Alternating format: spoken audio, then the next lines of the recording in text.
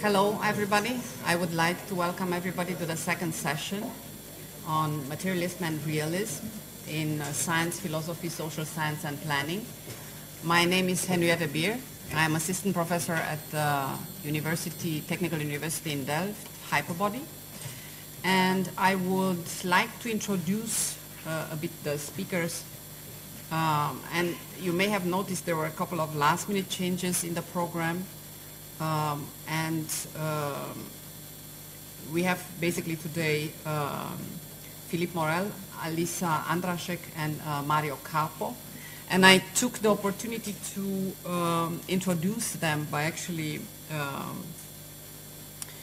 extracting a couple of ideas from Mario Carpo's paper recently published, which is titled Breaking the Curve. And I would like to mention that basically if Mario Carpo indicates that all that is digital is variable, and this brings about the end of notational limitations and mechanical standardization, Alisa, Andrasek, and Philippe Morel investigate this variability through experimentation with computational tools. For instance, when it comes to Philippe Morel's investigation, for instance, and use of generative design methods for the development of the chair, we look basically into genetic algorithms. So just for perhaps more an understanding of what this means, these generate basically populations of individuals that artificially evolve by randomly modifying their characteristics from one generation to the next. So, for instance, these are based on requirements such as the chair doesn't collapse when sit on, etc. So there are two main issues to be considered. How should a chair's quality be parametrically defined and evaluated?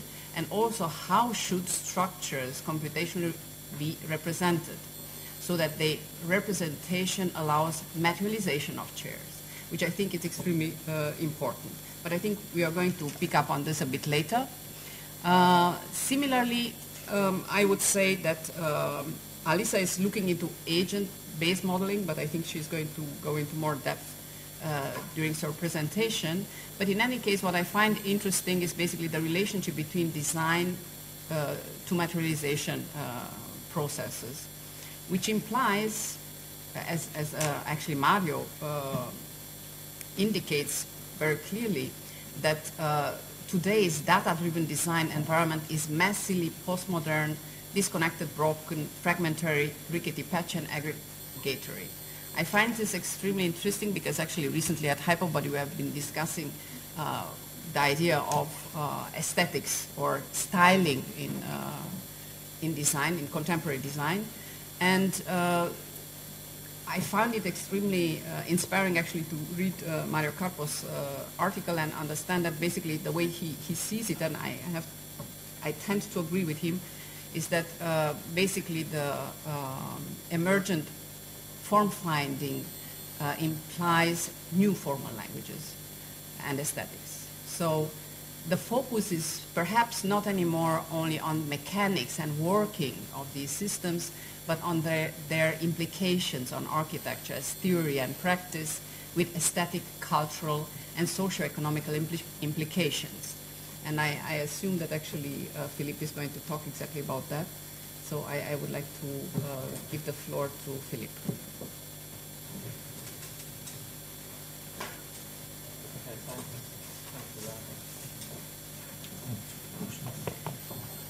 I think it's okay. Do you hear me? Yes.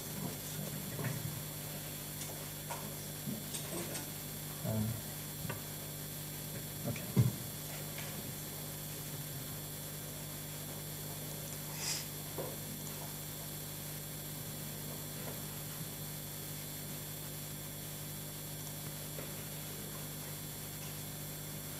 Okay, thanks. So actually, I planned, this is probably a title you saw in the first version, but also in the printed version.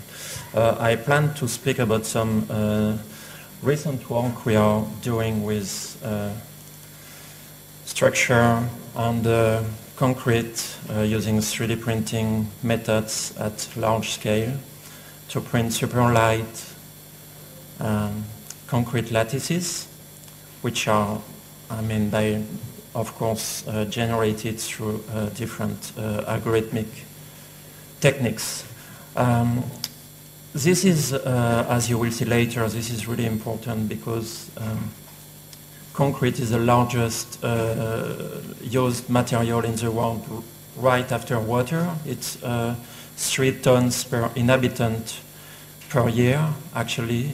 It has a really important impact on the city, but also on architecture. But beyond that, since this kind of work is available and you can see it more or less in different places, at the moment you can, for example, if some of you have some time, you can see it at the Centre Pompidou exhibited. By the way, this is also research we have done with Justin Dierenberger, who presented this morning. It's, as I told you, it's an ultralight fiber reinforced concrete lattice. It's fully continuous and it's inspired by metal construction, steel construction techniques. But beyond the importance, or I hope that it's important, but beyond the potential importance of that, I believe that there are things that are more important. I would say money. So I decided at the very end to speak about money and to speak about the relationship between money and matter.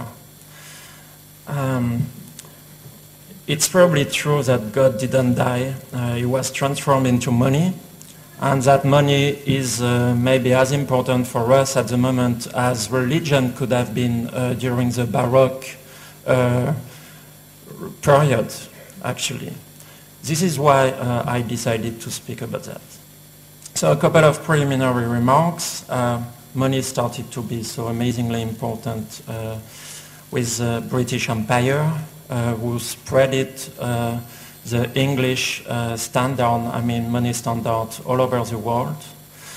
But at the mid-20th century, some very important events happened, and one of them, of course, is what I call the end of rationalism.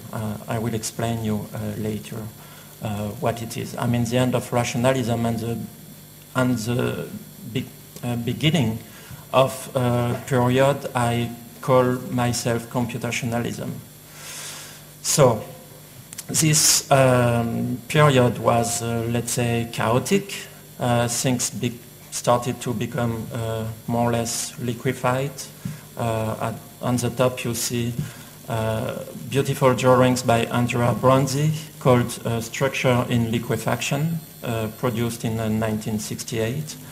And of course, as all of you know, the destruction of Pritago building in Saint-Louis in 1972, which was more or less considered by Charles Jenks as the beginning of postmodernism. But you will see that postmodernism for me means something slightly different. In any case, we entered a world of spreaded social movement, and I don't think it's finished. And every day in the news, we can see that we are entering a world which is more and more chaotic. But in any case, artists and architects, for example, Wolf Vostels with Claes Oldenburg and Higgins, on the left in '69, they more or less anticipated on, very interesting events, like 9/11 events. I call this an interesting event and not a catastrophe. Another important aspect nowadays is the role of politics. We are in a deep crisis of politics. Alberti, to quote Alberti, politician pigs, Myself, I wouldn't say that they are less than pigs. Some of them reach these states, so it's good. But we are also entering a change in the way we are working, with a renewal of deep slavery, of modern, or let's say postmodern slavery, like here in Haiti, which is the poorest country in the world, or in Bangladesh. Another kind of revolution in the work is this. On the other side, we have absolutely technology-oriented jobs, super abstract, with workers looking like, I don't know, people going on Mars or on the moon or something. Another evolution is the autonomization of vehicles, which is a deep effect of computation. So this is why robotics can be seen, in fact, as computation embedded into objects. On the left, we see a beautiful anticipation of what is happening so far with the Google car, and it's an image which was, by the way, published by Charles Jenks in his book Architecture 2000, which was published in 1971. We also saw a couple of other anticipation of what is happening today. But when we consider architecture theory nowadays, we don't have much, let's say, to deal with. On one side, we have a renewal of rationalist thinking, as exemplified by Pier Vittorio Aureli, for example, with the project of autonomy. And on the other one, we also have Rem Koolhaas thinking we'll speak about later. But in many cases, very few, let's say, architectural theory is deeply dealing with some of these radical changes, like robotization of the world. Some architects try to deal with that. Of course, Seidenberg never built anything, but he was an architect. He published and wrote this very beautiful and interesting book in 1960, actually, with a preface, foreword by Lewis Minford. So, going back to our topic today, materialism. First, materialism, strictly speaking, is a theory saying that at the basis of all social phenomena, and even at the basis of different kind of conceptual thinking, like religion, you have material facts. You start to believe in God because you cannot control, the rain or the fact that you are going to die tomorrow or after tomorrow, and then you try to find an explanation and a way to control this unpredictable fact. In that sense, I'm fully materialist. I still believe that everything in the world is driven by matter. And considering architecture, this has not changed, in a sense. Either it is about concrete, as we see behind, or it is about energy. It's still the same problem. But what I find a bit puzzling at the moment is that architecture is still playing around with this, let's say, awful architectural design on the global scale in some sort of, I don't know how we can call that. I prefer not to find any name for that. While we are dealing with extreme problems. So some architects in the 60s dealt with that. Konstantinos Doxiadis did it, dealing with the evolution of climatic condition, for example, and for that I think he was completely right. He dealt also with migration patterns. Who can say that migration is not a very important social phenomenon nowadays? With water scarcity, for example. But it deeply dealt with the evolution of civilization starting, going back to Toynbee, who, by the way, was the first who used the term postmodern. And postmodernism for Toynbee started in 1875, so at the very end of 19th century. So I believe that matter is an important problem, not because of what we are dealing with, let's say, or the architectural design issues, but because it's defining a new economy. I mean, my point is that matter is defining the way capitalism developed itself. I mean, all economy were always based on matters or materials, in a sense, either it is the Stone Age or the Iron Age or Bronze Age. But today it is still even more true.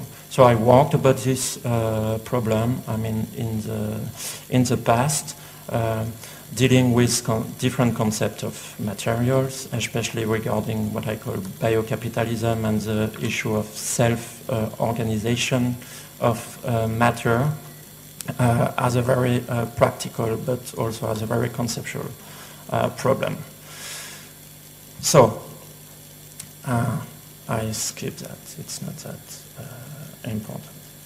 So what, if I ask the question, what really matters? I mean, it's clear that today matter matters. It's obvious, but it's also making computation, which is also obvious. The only thing is that if we ask the question of what really matters, one of the traps of this kind of thinking is that we have a tendency to define fundamental things.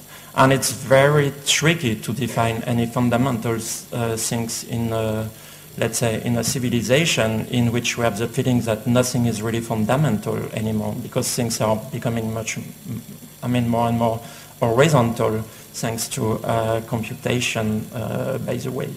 So if we ask about what matter, I mean, what is fundamental, we very quickly go into this trap, as the Venice Biennale was, going into this traditional and classical thinking in a style of Durand, actually. While in fact, when we look at the present world and present architecture with a slightly different look, and also not only a European approach, we see very different things. I mean, some people are not defining the fundamental aspect of architecture as we are defining those ones ourselves.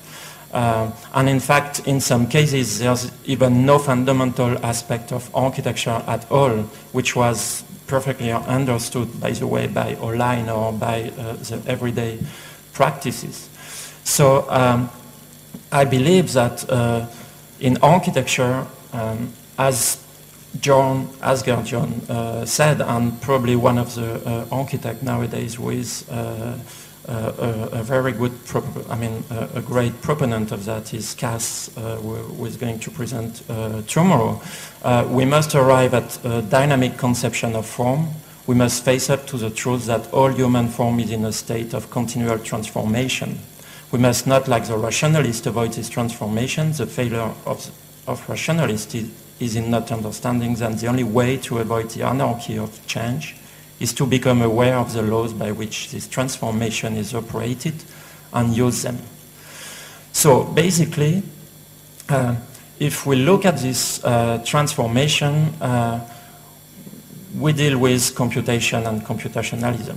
In 48, which is maybe one of the crucial years in 20th century science, because so many innovations were produced during that year.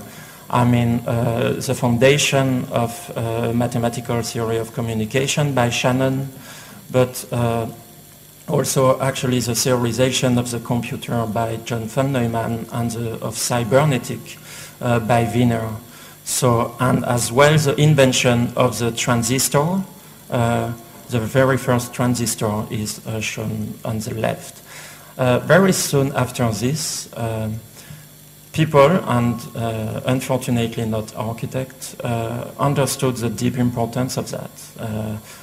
according to me, for example, the very first theorist who wrote about what we call today non-standard production was, Marshall McLuhan, when he said that when electronically controlled devices are perfected, it will be almost as simple and cheap to obtain 1 million different objects as to make 1 million identical ones. And McLuhan wrote this in '69. So the computer perspective we have to deal with today concern many different aspects, actually. But one of the problems we are facing is that the scientific aspect of this are really rarely, let's say, problematized.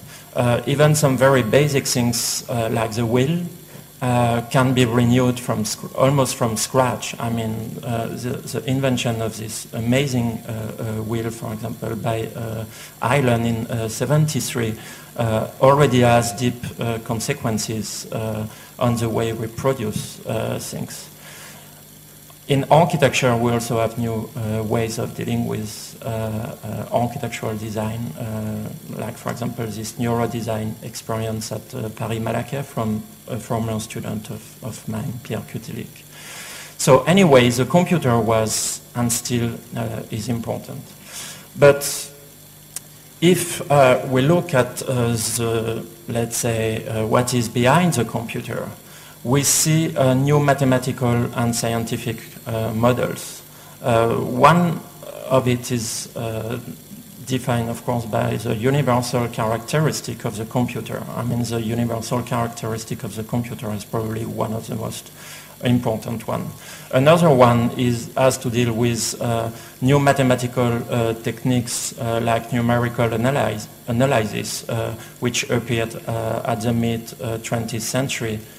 I mean, in a contemporary way, because computers were able to deal actually with that. So when we deal, for example, with computer in architecture, when we speak about geometry, even the most obvious things like geometry is becoming a problem in itself, because we don't know what kind of geometry we are using. We have the feeling that things are coming from Pierre Bézier, but for example, regarding subdivision curves and surfaces, obviously it does not come from Pierre Bézier, because it comes from Georges de Rame in 1947, when some student of him asked him how we can shape, I mean, what is the mathematical definition of the shape of the handle of a hammer, he started to consider this as a very interesting small mathematical problem, and he came up with this theory of subdivision curves, actually. And nowadays, of course, we have more and more things, and we have all this embedded into softwares. Those softwares are becoming just a nightmare.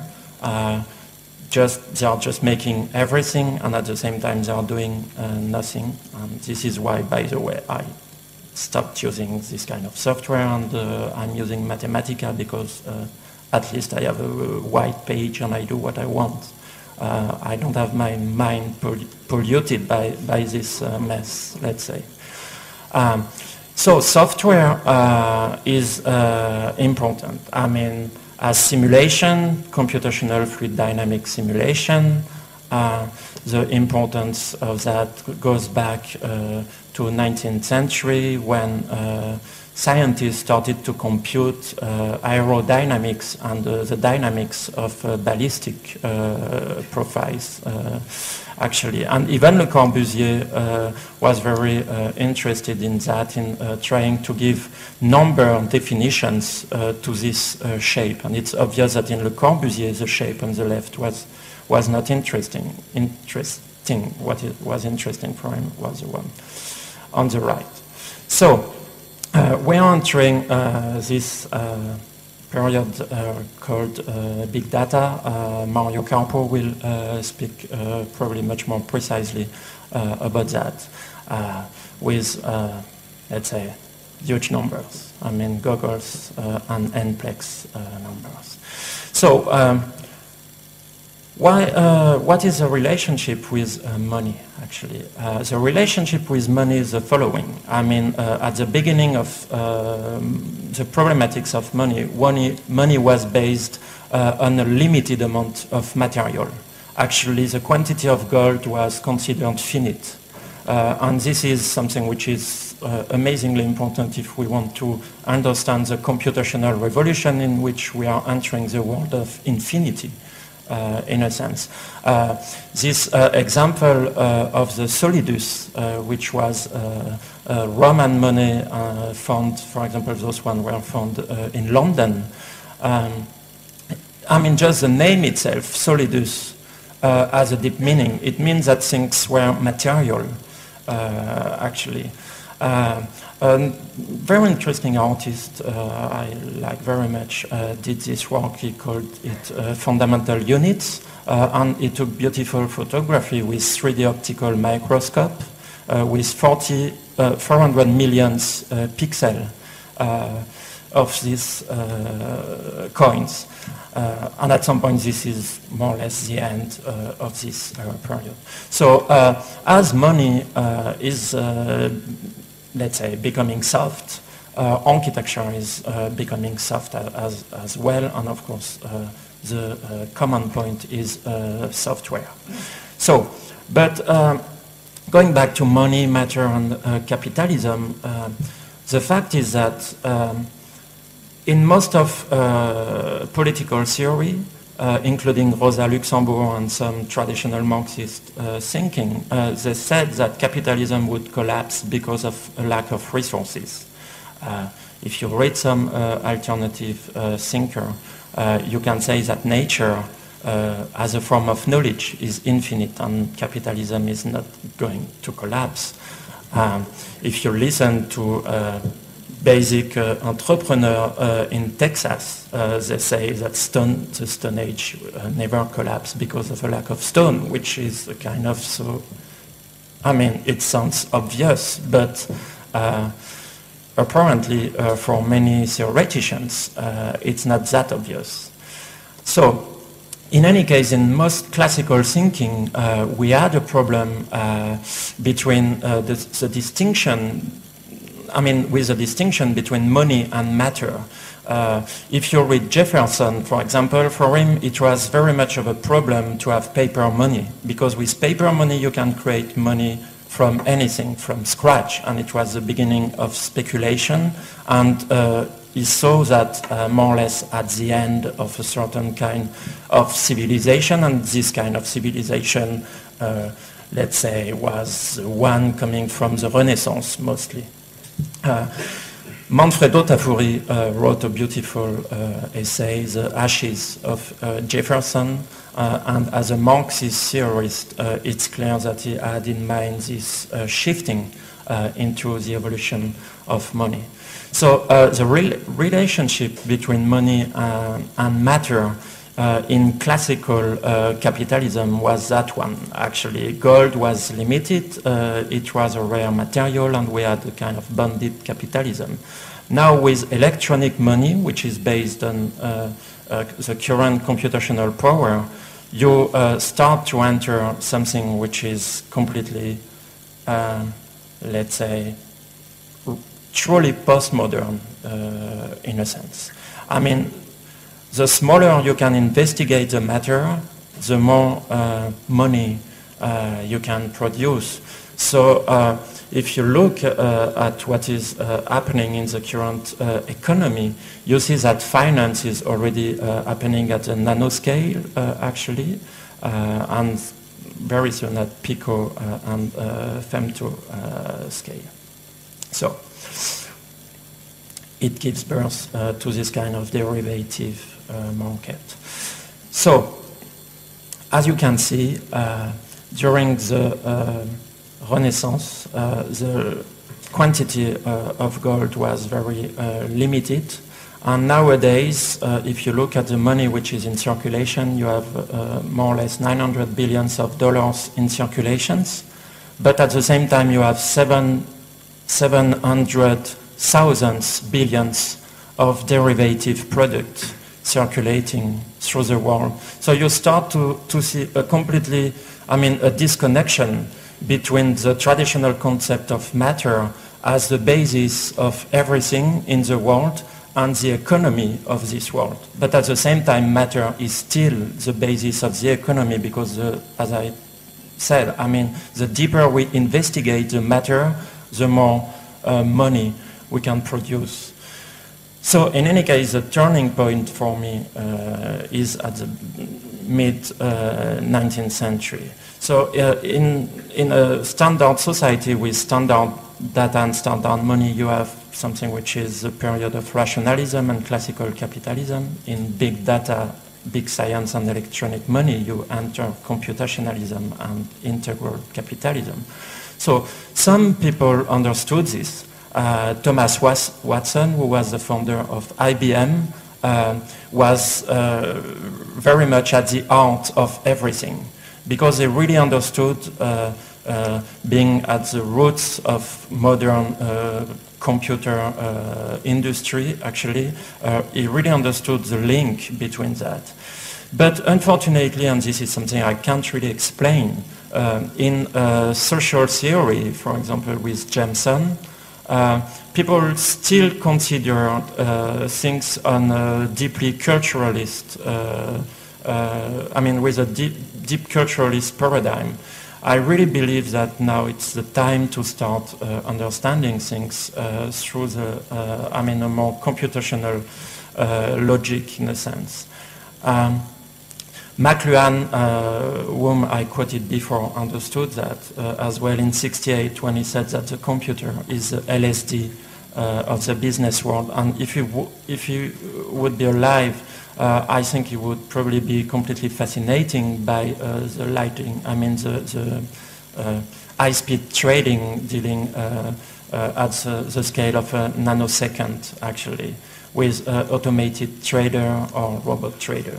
So nowadays, I just need 5 more minutes, nowadays, actually, the IT industry is controlled by more or less by influenced by banks, because the banks have, the relationship between money and matter through the paradigm of computation, which is really a kind of new instrumentalism of what matter is absolutely amazing.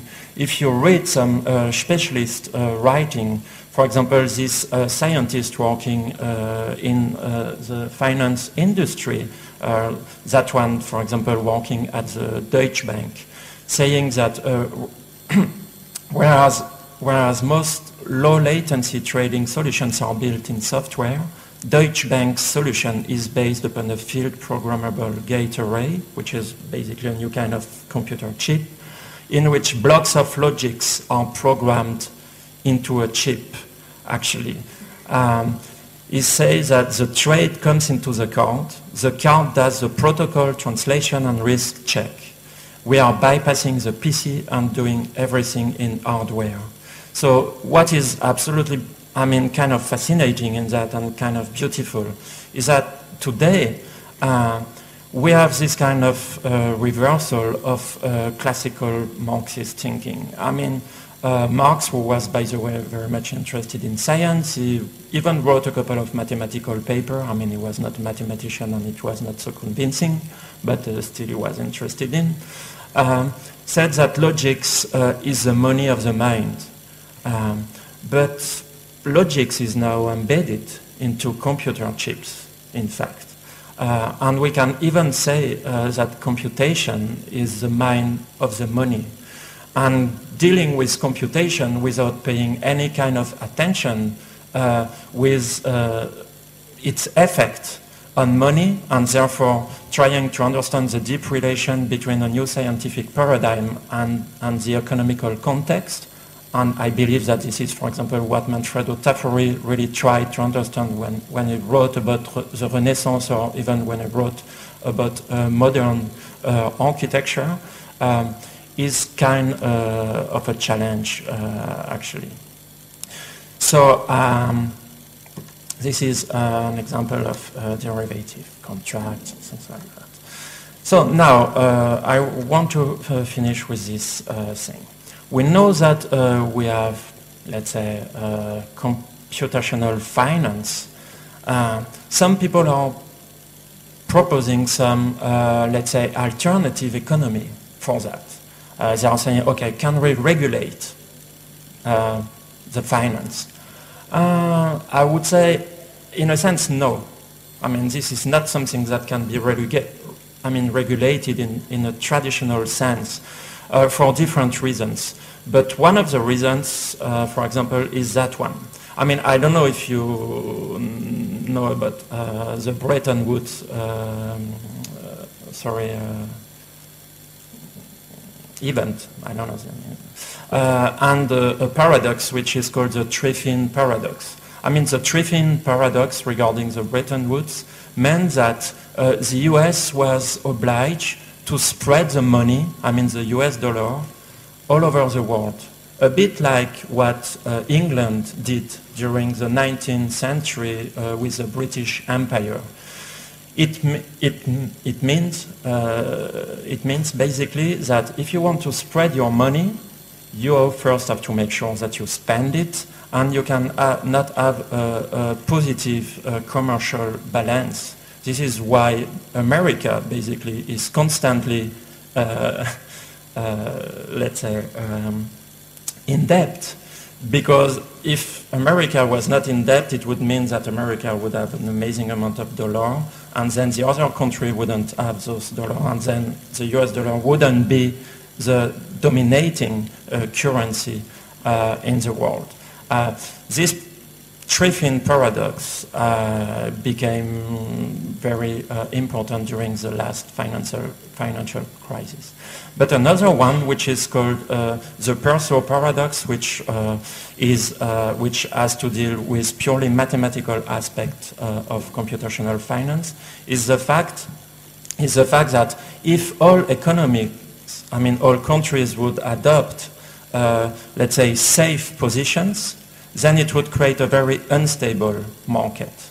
So the more safe you try to be, actually, the less safe the economy becomes. So we say, okay, we cannot reform that. We have computational finance. We have robots everywhere. Is there something we can do for that? Even some people like Krugman, and we cannot consider Krugman as a kind of Bolshevik or even a leftist, actually. But even himself says that we need to change economic paradigm nowadays. So some really serious people in universities, for example, Alexander Guerrero, proposed some alternative ways of dealing with that nowadays, like lotocracy. I mean, we just select randomly some representative of the society, and we are more or less sure that they will be less influenced by lobbies, etc., and it might become a solution. Personally, I don't really believe in that, and I believe that we should go back and we can learn a lot from this proposal by Babeuf, who was inspiring Marx, by the way, saying that we should distribute things everywhere, especially because now we have the computational power of doing that. So we can definitely enter this kind of computational politics.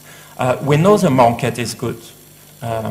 Even some Marxist theorists, I mean, even Lenin at some point recognized that the market was a necessity, actually, with the NEP. And some theorists like Ludwig von Mises, they said that the market is absolutely necessary because it's the only way to have the right amount of information about the circulation of goods everywhere and to have the right fixations of prices. But it seems, and some serious economists are working on that, it's clear that without computation you cannot really have, let's say, non-standard market approach. Because Some work has been done saying that in 1977 the Soviet economy with a mere 12 million commodities would involve inversion of matrices, of a matrix with 20 million rows and columns. It's absolutely impossible to do that without computers. But now we have systems which allows us to solve equations with 2 billion of unknowns in 2 minutes. So in a sense, the question is, can we reconsider this? Can we apply what is, by the way, used in financial, in computational finance? Can we apply that as a kind of political paradigm? So I want to end up with this slide. Actually, we have quantum robots, quantum environment, we have quantum physics, quantum cryptography, soon we are going to have quantum computers, finance, etc. But it's clear that we don't have the politics which is answering this. Some people in 19th century, and one of them was a mathematician but also very interested in social science. He was, Marx read very carefully, by the way, the work of Babbage, especially this book on the economy of machinery and manufacturers, proposed that the science of calculation for Babbage, it means computation. It does not mean calculus, basically. Which becomes continually more necessary at each step of our progress, which, must ultimately govern. So my question is the following. Computation is introducing a new relationship between us and the material world. Traditionally, politics is what is, let's say, the transmitter or the medium of this relationship. We know that traditional politics does not work, and what would be the right politics we should develop today? What should be the right materialism in a Marxist sense that we could try to develop? Okay, thank you.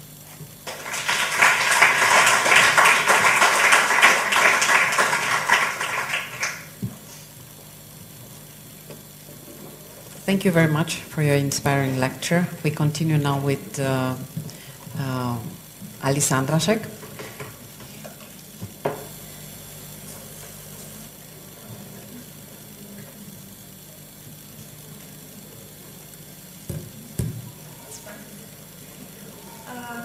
Hello everyone. I really look forward to the discussion during these 2 days because I think the topic is very acute and very interesting, as well as a kind of constellation of speakers that Maria brought together. So I will just, if my computer unfreezes, start with a brief a few brief points to situate, because today I'll be mostly showing some of our research work that relates to this topic of matter and materialization. So when I started my practice biothing in 2001, it was a very kind of conscious decision. The resolution is really poor. Of ongoing convergence, accelerated convergence of matter and information. At that point, I decided to put the gravity more in the information side of this equation. And we should also remind ourselves that initially hardware and software were not separated. One was in a way the other, and I'm just showing one example of this kind of, one of the predecessors of computing, which is this sort of process of weaving, for instance, to jacquard loom. But then Turing in a way separates them with a Turing machine and universal Turing machine. I have some difficulties with projector, I guess. So I will just quickly, because the resolution is quite poor, but read quickly a quote from a comment that Benjamin Bratton made recently about our work relating to this context of matter. So within architecture's encounter with computation, the essential question is not about how architecture might design, but what architecture is and for whom or what it may be, whatever that is. So in discussions that we have, Bratton suggested that our work frames the algorithmic profile of matter, and by that he means an interest not simply in applying computation to real or virtual matter, but in activating the calculative logics nested in carbon and silicon itself. The rationale is less to lead these logics towards what architecture knows, such as geometry, surface, frame, fold, etc., but to lead those things away from their regular purpose on behalf of those elements and their agency, their potency. And Luciana Paris is not here today. She's supposed to be in this session, in fact.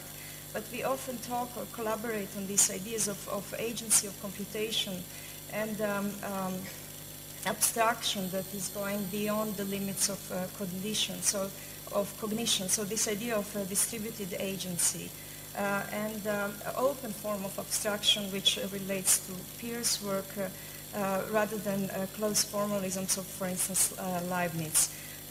And then the idea of one of the aspects also that often in our work gets discussed is this idea of discrete and continuous. And if I would look at the history of my own work or research, it's been probably, if I would have to pinpoint one aspect of it, it's been a history of sort of de-evolution of its building blocks into more and more discrete units of logic, or you can say dumber building blocks, but also more universal. So this kind of idea of universality, and then idea that at a higher level, this kind of more discrete elements actually form a certain emergent properties that are more adaptive, potentially can address these ideas of complexity. So although we use, I'm not a kind of purist in that way, so depending on a design problem, we use obviously both sides of the coin, and they are really two sides of the same coin.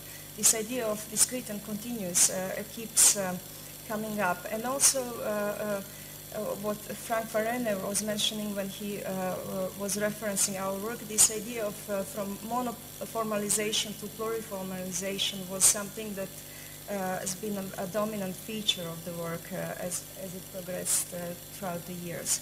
So I will skip the early phase, which was lots of work with a kind of algorithms, but more from a point of view of a kind of from the top fixed linear logics, and try to give a glimpse to some aspects of a kind of more discrete or logics that followed.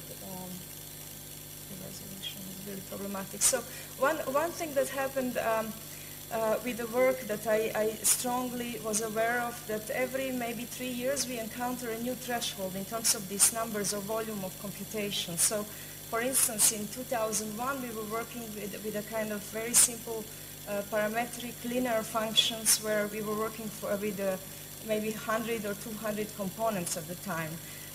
Then around 2004-05 we started working with multi-agent systems in something like processing, and suddenly we started working with hundreds of thousands of let's say, discrete units, and then millions and so on. So it seems to, this kind of volume of computation is increasing, but while the logics are becoming finer and finer in terms of discreteness.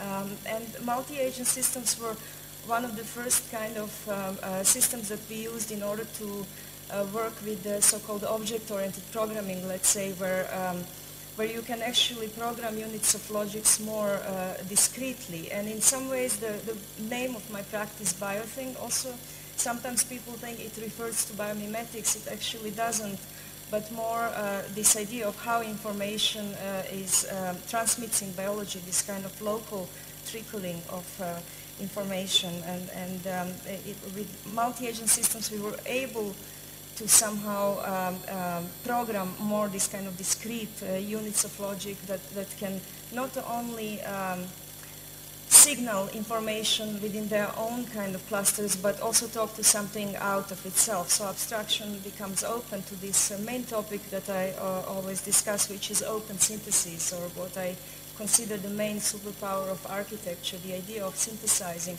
multiple agencies and elements into this kind of creative synthesis. So just a quick, I won't be spending too much time today on BioThings projects, but just a quick illustration of one of the uses of multi-agent systems in a competition project where we worked on a proposal for this port terminal in Taiwan. And it was a very long building, 350 meters long in a tropical climate. So I wanted to somehow increase the circulation of the air within a building because of the kind of weather conditions, but also create this spatial experience when you are passing through the building, that you are experiencing different, almost like parallel environments, parallel universes. So the materiality that we've chosen for that, we looked at the time into fabrication of Fiber C in Austria, this company that works on a kind of fiber-reinforced concrete facade. So we looked into, we collaborated with them in terms of harnessing the constraints of this process. And one of the constraints was that we can do basically all the panels differently if we wanted, but what had to stay constant was this kind of horizontal datum, because the underlying structure, if it starts moving in, let's say, Z direction, then we have much more complicated and costly structure. So in a way that was the most serious constraint, apart from obviously conflicts in geometry which had to be avoided, so this is kind of manufacturable. So agents were informed with this type of fabrication logics in order to go into the system and make these variable panels. So in a way, what was happening in this project was this idea of heterogeneity or rupture in a building. So instead of this kind of what at the time were continuous linear functions of splines that maybe Mario will be referring to, suddenly there was this possibility of introducing rupture, which I think it always existed in architecture. Maybe in a recent history we lost a little bit the touch with this idea of heterogeneity and rupture. So the aesthetics of this project was also in some ways resonating, let's say, natural stone formations, but at the same time very unnatural, because there were these very kind of precise mathematical constraints below it. And there was also another system in this project which was dealing with navigation, because this was a very large port terminal. And I was thinking how in these big, let's say, airport and terminal buildings, you always have this signage that you follow, somehow finding your way. But if you have, for instance, one example of this event that is much finer resolution, which is if you have a storm coming in Africa and suddenly these insects on tens of kilometers simultaneously starting to, through bioluminescence, glow, and you have this almost a kind of biological weather event. So I wanted to reproduce this sort of idea of artificial storm or unnatural storm in a building as a signaling system. So introducing a high resolution fabric of structure in order to distribute this kind of different lighting events. And we didn't get this competition, we didn't build the terminal, but we did this small project for light ecology in collaboration with Ross Laugro, where there was this glass pavilion, and in this case agents were used in a very simple way of just illuminating the space and reacting to the kind of periphery of, and trying to enhance or transform performance of the glass.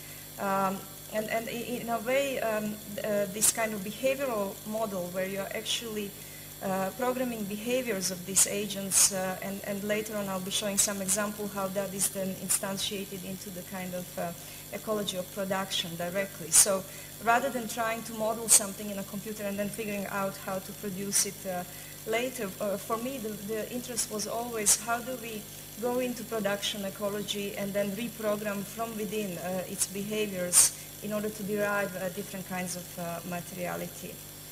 So one of the aspects also with algorithms, but also with a kind of idea of, let's say in science, this principle is used a lot to the limits of reason, is that, and here a quick quote from Gregory Chaitin, If a theory is the same size in bits as the data it explains, then it is worthless, because even the most random of data has a theory of that size. A useful theory is a compression of the data. Comprehension is compression. So with algorithms, we often, generative algorithms, we compress this data, and Turing also worked a lot on that when he was looking into, for instance, well, many examples, but for instance, what is today known as reaction diffusion patterns, because how you compress a very simple underlying rule that generates complexity. But these days we are getting to the point where the volume of computation is, even on this type of normal basic computer, a couple of years ago we were running simulations, physics simulations that had billions, let's say 4 or 5 billions of particles running through computational physics. So in that sense we are kind of approaching that volume where the two worlds are actually resonating in resolution. And a quick quote from Daniel Dennett here is what Turing gave us for the first time, and without Turing you just couldn't do any of this, is a way of thinking about in a disciplined way and taking seriously phenomena that have trillions of moving parts. So this idea of extreme increase of resolution and what I like to call materialization prior to materialization is on the kind of our drawing or research board right now. Because of the poor resolution cannot see, but for instance, science obviously uses simulation heavily in all sorts of ways and aspects. It's just one of the examples of simulating formation of the universe. And David Deutsch talks in his book on infinity, he talks about the idea of us having kind of transgressing this parochial sort of access to the world around us through the scientific instruments. So in a way, now we can reach from micro to macro this kind of vast scope of knowledge through scientific instruments, and I would say especially computational ones. And just quick reference to some projects, scientific, well-known scientific projects that are using indeed large data, such as Blue Brain project in Switzerland, or with 22.8 trillion operations per second, although I think now it's higher. Or, for instance, Craig Venter's sampling of the ocean floor and looking for the patterns of different genes, genetic patterning, where not even knowing which species we are looking at, but we are just recognizing certain pattern recognition between certain sequences and generating new knowledge. Or obviously Large Hadron Collider is the most obvious one, trying to learn more about the fabric of the universe itself through analysis of large data. And something that our colleague Roland Snooks said also as a comment at one point, that this kind of relationship between our work and the conception of matter and physics is really important and at the core of the work. And I wasn't presenting today our early work on the kind of logics of waves, wave interferences, and electromagnetic fields, but the kind of physics were always somehow deep into the work as a kind of something that is very practical in a way, not even a theoretical model, but something that we actually actively use. And then just a quick reference to some of the current philosophers that are talking about this expanded agency, and obviously Quentin Mieso is very, within a speculative realism, his take on speculative materialism, and especially he's drawn to abstraction and mathematics. So this idea of ancestrality, or something that's been here, like physics, for instance, even before humans. So the idea of a kind of non-human agency is very present in the work. Or Ray Brazier, who with his recent talks on Prometheism, and asking and I understand it more within a context of this kind of open synthesis of within a design ecologies.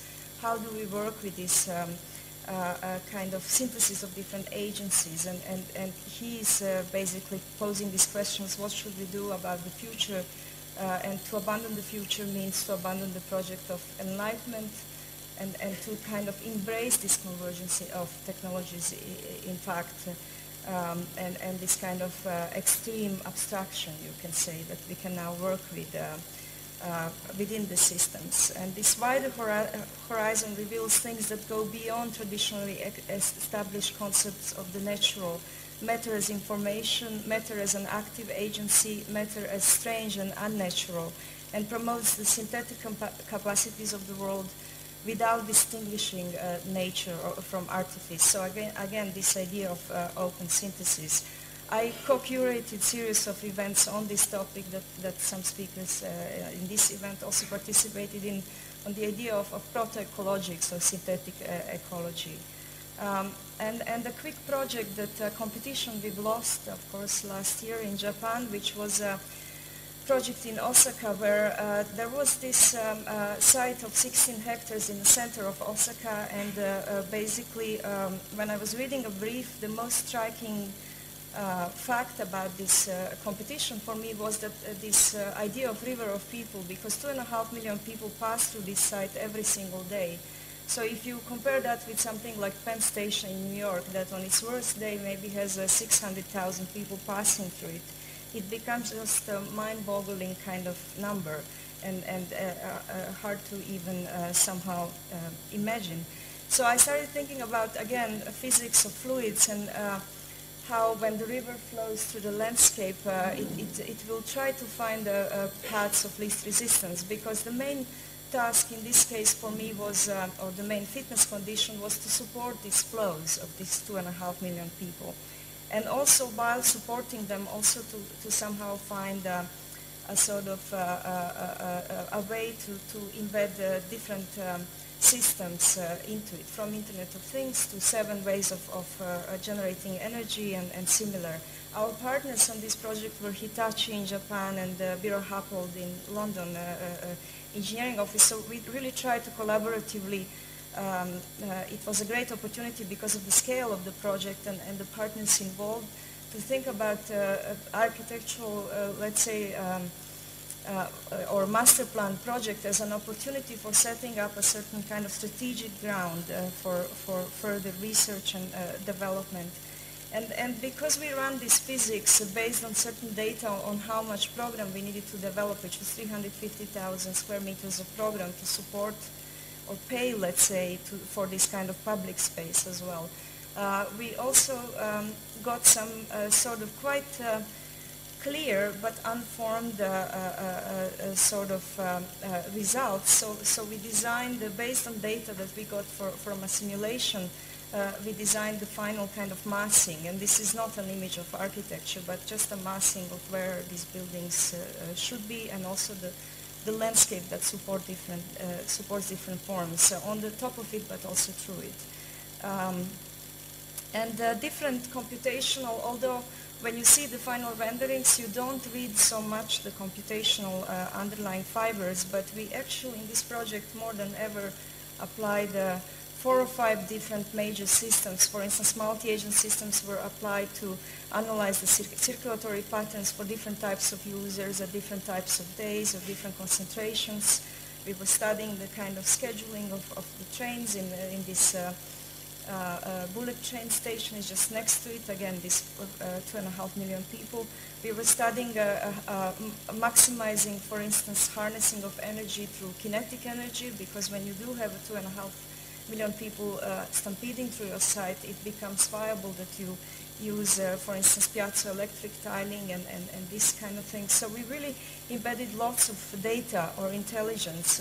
Well, intelligence is not the quite right word, but to actually work on a very high resolution and from a very small kind of ingredients on a very large territory.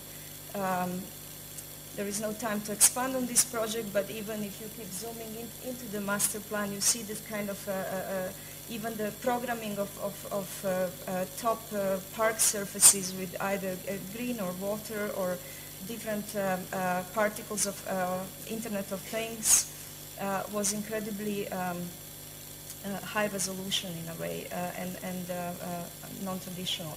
And we looked into some of these, I was looking into, obviously referencing some of these historic examples of a kind of universal structure where the field of structure is almost like a grass field, and looking into different densities of structure, so where you have more flows of people, you want more density of structure, and analyzing our fluid clouds, voxel clouds derived from fluids, in order to instantiate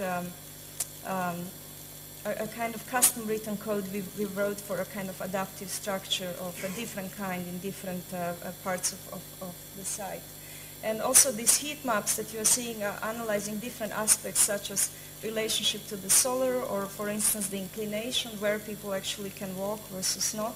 So it was very much data driven in this project, and that's why I'm showing this particular project today, where the structure was really reacting to this data of other systems. And also the structure was so high resolution, not only for aesthetic reasons and this kind of adaptability, but because my ideas about program were this, we analyzed the programs in the area, and the area already had lots of traditional programs such as luxury hotels, classical offices and similar. But one program that with Hitachi we worked with as a kind of emergent need in this area was this plug-in office cloud almost, where and more the contemporary, it was a reference in some ways in the previous lecture as well, this contemporary culture of plugging in and a kind of transitory offices, especially for a huge population of migrant workers that are passing through this site, was a kind of one of the dominant programs, as well as the kind of transitory laboratories and a sort of collaborative scientific work that happens in the area, kind of, it's called Knowledge Hub in some ways. And then this kind of canyons appears through that landscape and are being programmed in different way. Also, again, not seeing this as a rendering of architecture, but a kind of just signifying certain programs to come with the Internet of Things and the huge reprogrammability of architectural fabrics, different types of events and programming this kind of intensive urban territory. And again, this idea of micro to macro through simulation is something that I want to now go deeper into in terms of explicit work with materials. This was just a kind of what I was mentioning, 5 billion particles running on this type of laptop when we were trying to simulate a Porsche running through the wind tunnel, and instead of air we were using smoke, because this was done as purely visual effects, so we were trying to produce a commercial in this case. But I'm only referencing it because of the resolution and number of discrete elements. And if you look at, for instance, car industry, someone like McLaren who is working on Formula One, they're using simulation heavily, and they're saying that, for instance, lately, every couple of weeks, they develop a new component for this car without even material prototyping. In the past, they would have to prototype these parts many times before, and maybe they would develop 2 parts a year. So the acceleration and productivity of their process is huge because of this type of idea that you can actually simulate physics of different materials, simulate 2 cars running through the wind tunnel and similar. So you can actually accelerate this idea of design or materialization prior to materialization. And that is the idea behind my current research last 4 or 5 years with students. And this is one of the older student projects that Dan Kamp, who is now teaching with me, but he was looking when he was a student into this idea of the big part of the world doesn't actually have the access to the latest robots or expensive technologies. It's still building with mud. And the idea of harnessing the found physics, because in some parts of the earth you have this kind of natural phenomena of mud cracking. So the concept here was to harness this, what Stuart Kaufman would call complexity for free, and use this found phenomena in order to inject fiber reinforced concrete and create large kind of spanning structures. Students did this pseudo-scientific process where they kind of cracked different types of mud and under different types of conditions of temperature and air, and cataloged this, which they used as a data for their simulations. And this was a kind of, again, 5-6 years ago, 4 or 5 years ago, when they were doing these simulations and being able to then kind of simulate this physical process. And of course, you could never simulate contingency or compute contingency, but you compute certain qualitative aspects of this material behavior, and that is actually sufficient to be able to start designing with it. So in a way, they can produce, for instance, different scale of cracks if they use different soil or different temperature conditions. And then they started producing this type of virtual, let's say, simulated designs. They also analyze that through a kind of structural analysis. Computer is running behind. And embedded that data, feedback into this process, and then they fabricated this ugly model that was maybe 2.5 meters large, but it was ugly but incredibly strong and fully produced through this method. And then in their projects they also looked into, because they picked a location in Morocco, in a desert in Morocco, so in this village, how vernacular architecture is, for instance, harnessing water, so through this kind of porous structures, and using that kind of principle, because obviously their structure is highly porous, to further adapt a kind of patterning of the or adjust, connect these two systems of mud cracking and water collection in terms of orientation. And then they designed one speculative, let's say, structure in this village that was a kind of meeting place so that it had a certain human programming, but also this 60% of this was actually harnessing of water. So again, this idea of desert suddenly becoming a factory because of this kind of, or harnessing this complexity for free of this physical process because of the access to data that we have. And I want to just highlight this idea of contingency in this versus probability in this context. And someone like Eli Ayash actually explains this much better than me in his book, The Blank Swan. But he looked a lot into, for instance, stock markets or something like that. And a quick quote from him: "In the real world, contingency is not reducible to underlying states, because truly unpredictable events are typically those that escape the previously known range of possibilities or possible states." This is also implying, if we would have more time, a certain critique of a current kind of dominance of, let's say, parametricism in architecture, amongst other arguments, which relies on this kind of underlying states.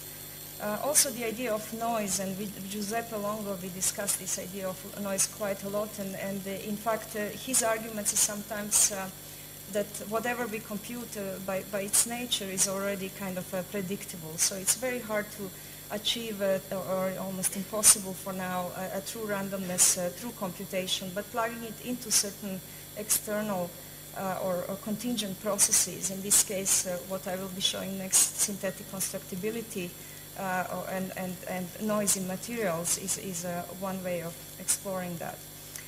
Maybe I will just quickly skip this section because there is no time. But this, for a few years I was doing a research on large kind of coastal and water ecologies. So this material computing at an extremely large scale.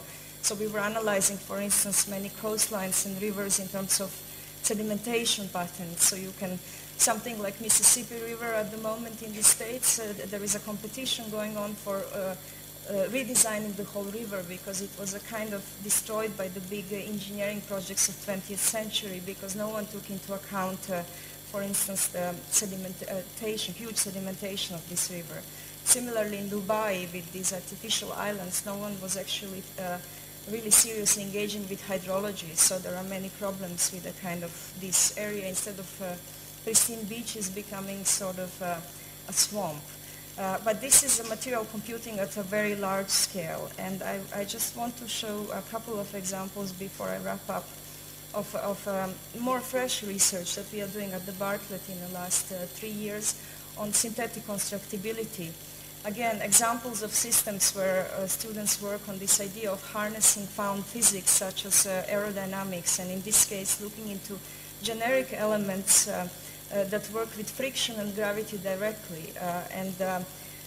just computing, for instance, different pressures and different injection points of the air and working with the gravity and friction of these elements, so simulating this physics and coming up with for instance, this almost immediately pop-up structure, because there is a huge redundancy that we often find, for instance, in natural systems. It's not this kind of optimization, which seems to be a minimal optimization that currently, the current practice in architecture and engineering operates on, but relying on redundancy and discrete dumb elements, but collectively they actually work together through physics directly. Or this idea of deposition technologies, and there are many experts in the room, Marta Mahler, her PhD is completely, for instance, on this topic, but some students were, for instance, looking into, they went to a nanotech lab at UCL and talked to medical PhD students and talked about collagen, for instance, because everything in your body, I mean in your skin, from your skin to your joints to your bones is built from the same material, but collagen.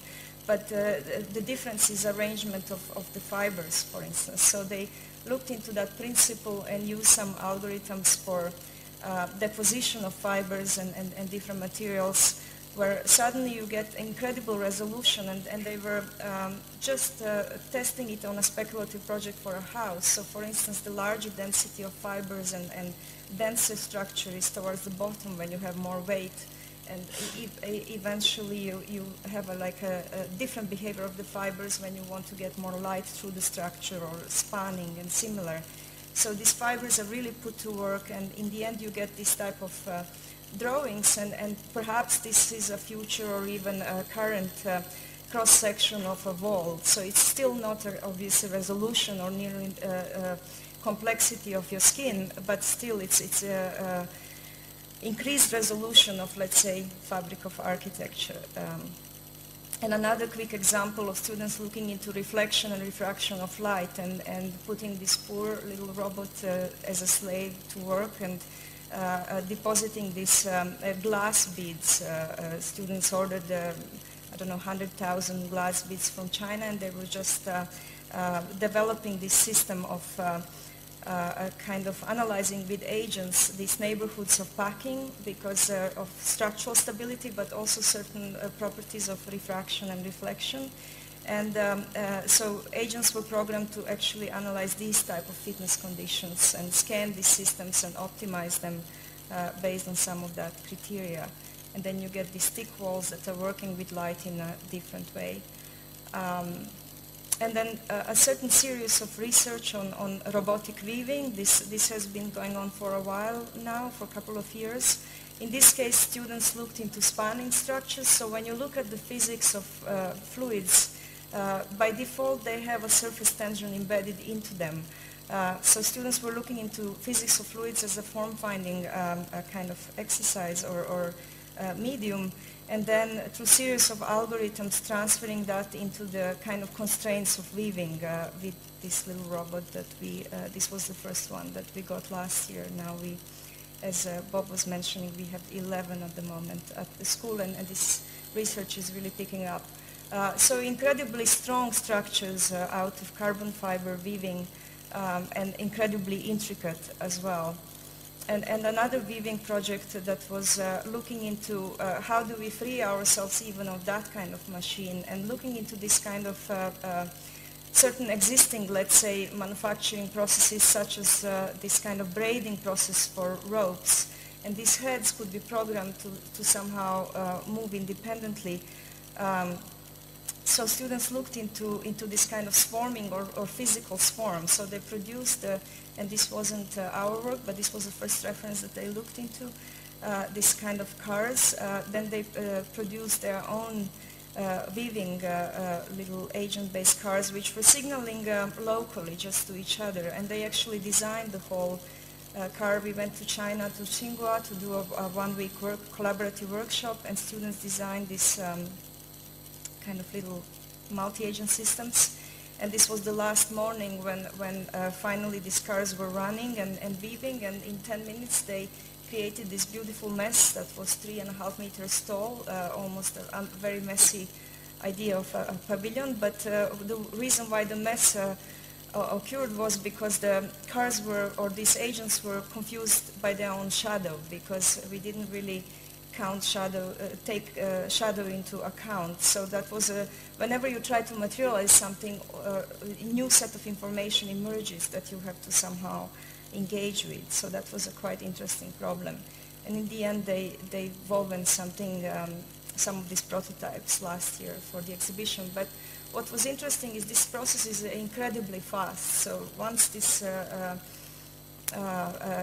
physical agents are optimized and they can kind of work locally and in the future also recognize what is in their environment, then we will be able, for instance, with this kind of system to weave these adaptive fabrics very quickly. And the current project that I don't even have the latest images that is happening right now with our students at Bartlett, trying to weave this kind of, robotically weave these adaptive fabrics, again looking into constraints of robotic weaving and adaptation in space and developing algorithms that can actually capture that and programming this process at a much higher resolution. And then you can imagine this type of architectural fabrics of very heterogeneous density and coming closer to the resolution of, let's say, bone or something, where the structure is highly adaptive. I won't go into all the details, but just show some of the simulation processes. And at the moment, they promise me by the time I come back, they will have a 3 meters tall column woven by the robots. Let's see if it works out.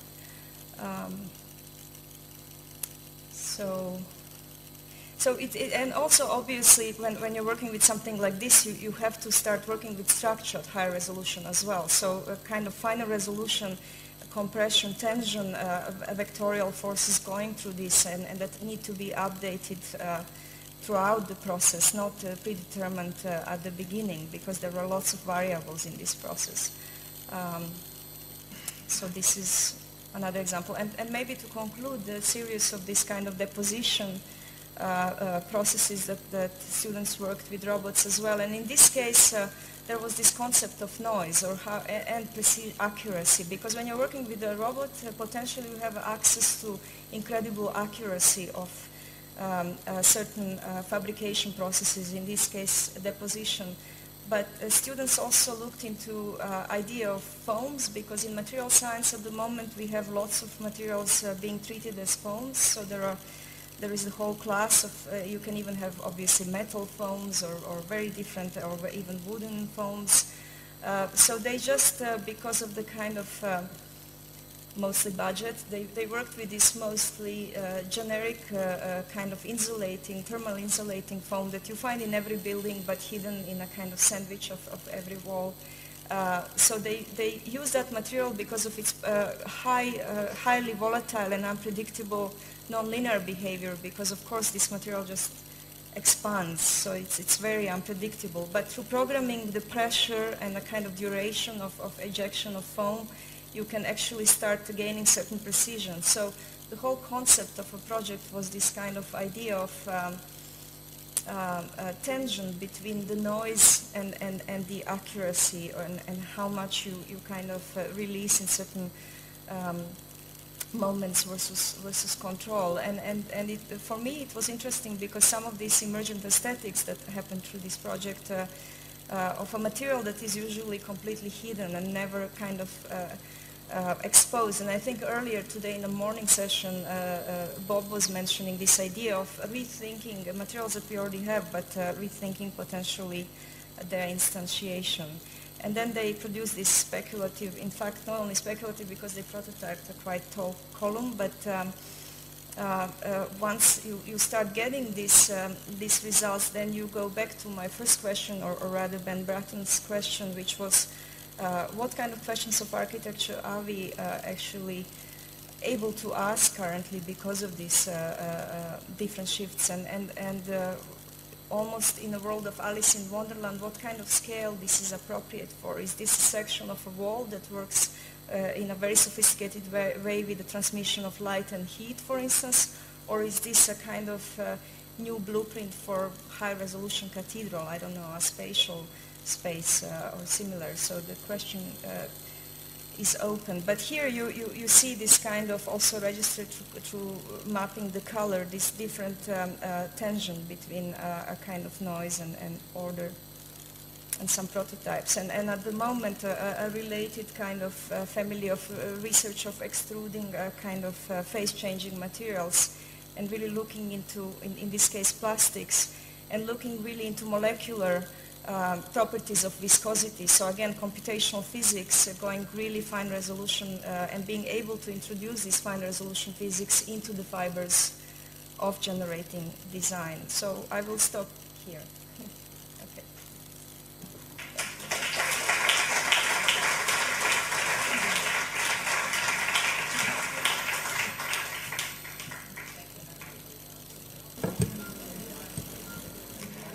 Can you hear me? Yes. Good. Can you still hear me? Good. Thank you to the organizers. Thank you in advance to the audience for the patience of listening to what is going to be an extremely boring paper. So boring that I may, in fact, fall asleep while reading it. If that happens, bring some coffee, and I shall restart. A paper on big data. And let me start with a disclaimer.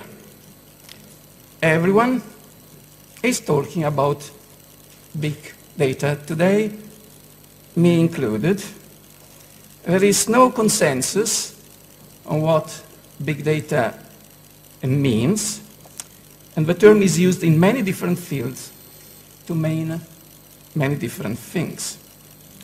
In particular, there is a significant difference between the meaning of big data in the social sciences, in economics, and in culture at large, and the use we make of the term big data in architecture, in the natural sciences, and in the design professions.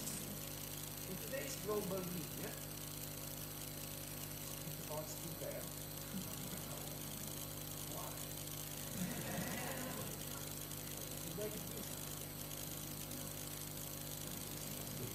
I did. Amazing. Let's try not to do that again. In today's global media, as I was saying, the term big data is generally used to refer to the capacity that some organizations, public and private, have acquired to collect, record, process, and retrieve huge amounts of data, which they use to pry onto our personal lives, and to make astoundingly accurate, almost miraculous predictions on all kinds of social and even personal events. Anyone that can aggregate only a fraction of our personal data from only some of the digital tools we use knows more about us than we do ourselves, and can use that knowledge for all kinds of purposes. So, for example, American Express can call and warn us that the purchase we just made does not seem to suit us. And this is a quite uncanny experience, which has happened to me. You receive a phone call, someone saying, Mr. Carpo, did you just buy a bow tie? Yes. You generally buy neckties. So, did you become a Republican, or has someone stolen your credit card? You see. Now, likewise, Amazon can predict the next book we will read before we even think of it. And in a case that is famous in the history of big data, Google claimed that it could predict a flu outbreak before it even happened. These examples of hyper-prediction and uber-determinism are often seen as the dark, threatening side of big data, as they imply the loss of our individual privacy, and in a sense, even of our individual freedom. Not only in the sense that the state, or Google, or Facebook know all about us, but also in the sense that if our individual decisions can be predicted by others, then we are left, philosophically speaking, with no individual choice. And we lose what in philosophy and in religion used to be called our free will. Yet, alongside and irrespective of this totalitarian nightmare, we in the design professions often nurture a much friendlier view of big data. In fact, the digital avant-garde has embraced the power of today's digital computation with great creative enthusiasm and few political or ethical reservations. Today, even more than in the 90s, big data and computation in design mean the freedom to create even freer and more complex forms, and the freedom to spawn a new breed of self-organizing structures, new emergent, generative, or evolutionary systems of forms. This is often seen by the digital avant-garde as a liberatory and even as a libertarian approach to design, a way to cope, manage, or even extol the capacity of some emergent of morphogenetic system to self-organize above and beyond our traditional methods of design and control. Not surprisingly, today's digital avant-garde often inclines towards a new neo-romantic style, sometimes neo-naturalistic, sometimes neo-expressionistic, sometimes biomimetic, and often a celebration of the complexity, indeterminacy, of the vitality and animation of inorganic matter. I'm not paid to advertise the school where I teach. It just happens that way. Evidently, this liberatory view of big data, which is prevalent among the design professions, is at odds with a hyper-deterministic view of big data that is common among economists and social scientists. So, social scientists on one side have something in mind when they think of big data, and we have something else in mind. We must be aware of this rift, and it might help to know from where it comes. To that end, we shall try to offer some thoughts, which will now require a brief digression. So, this is where the boring part is coming in. Bear with me. In its most elementary technical meaning, the big data phenomenon simply refers to our capacity to collect, store, and process increasing amounts of data.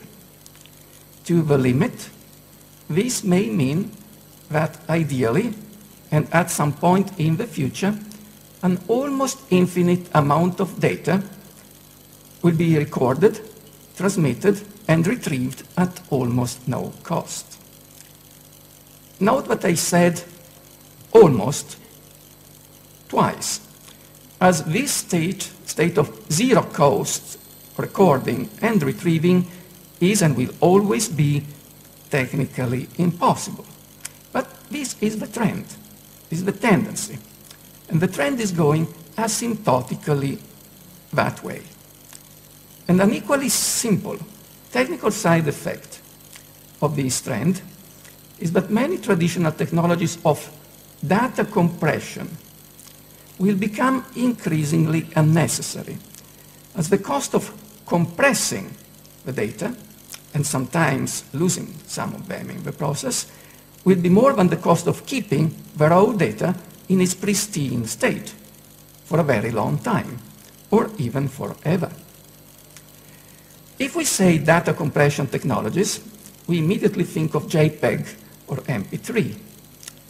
But let's think outside of the box for a second.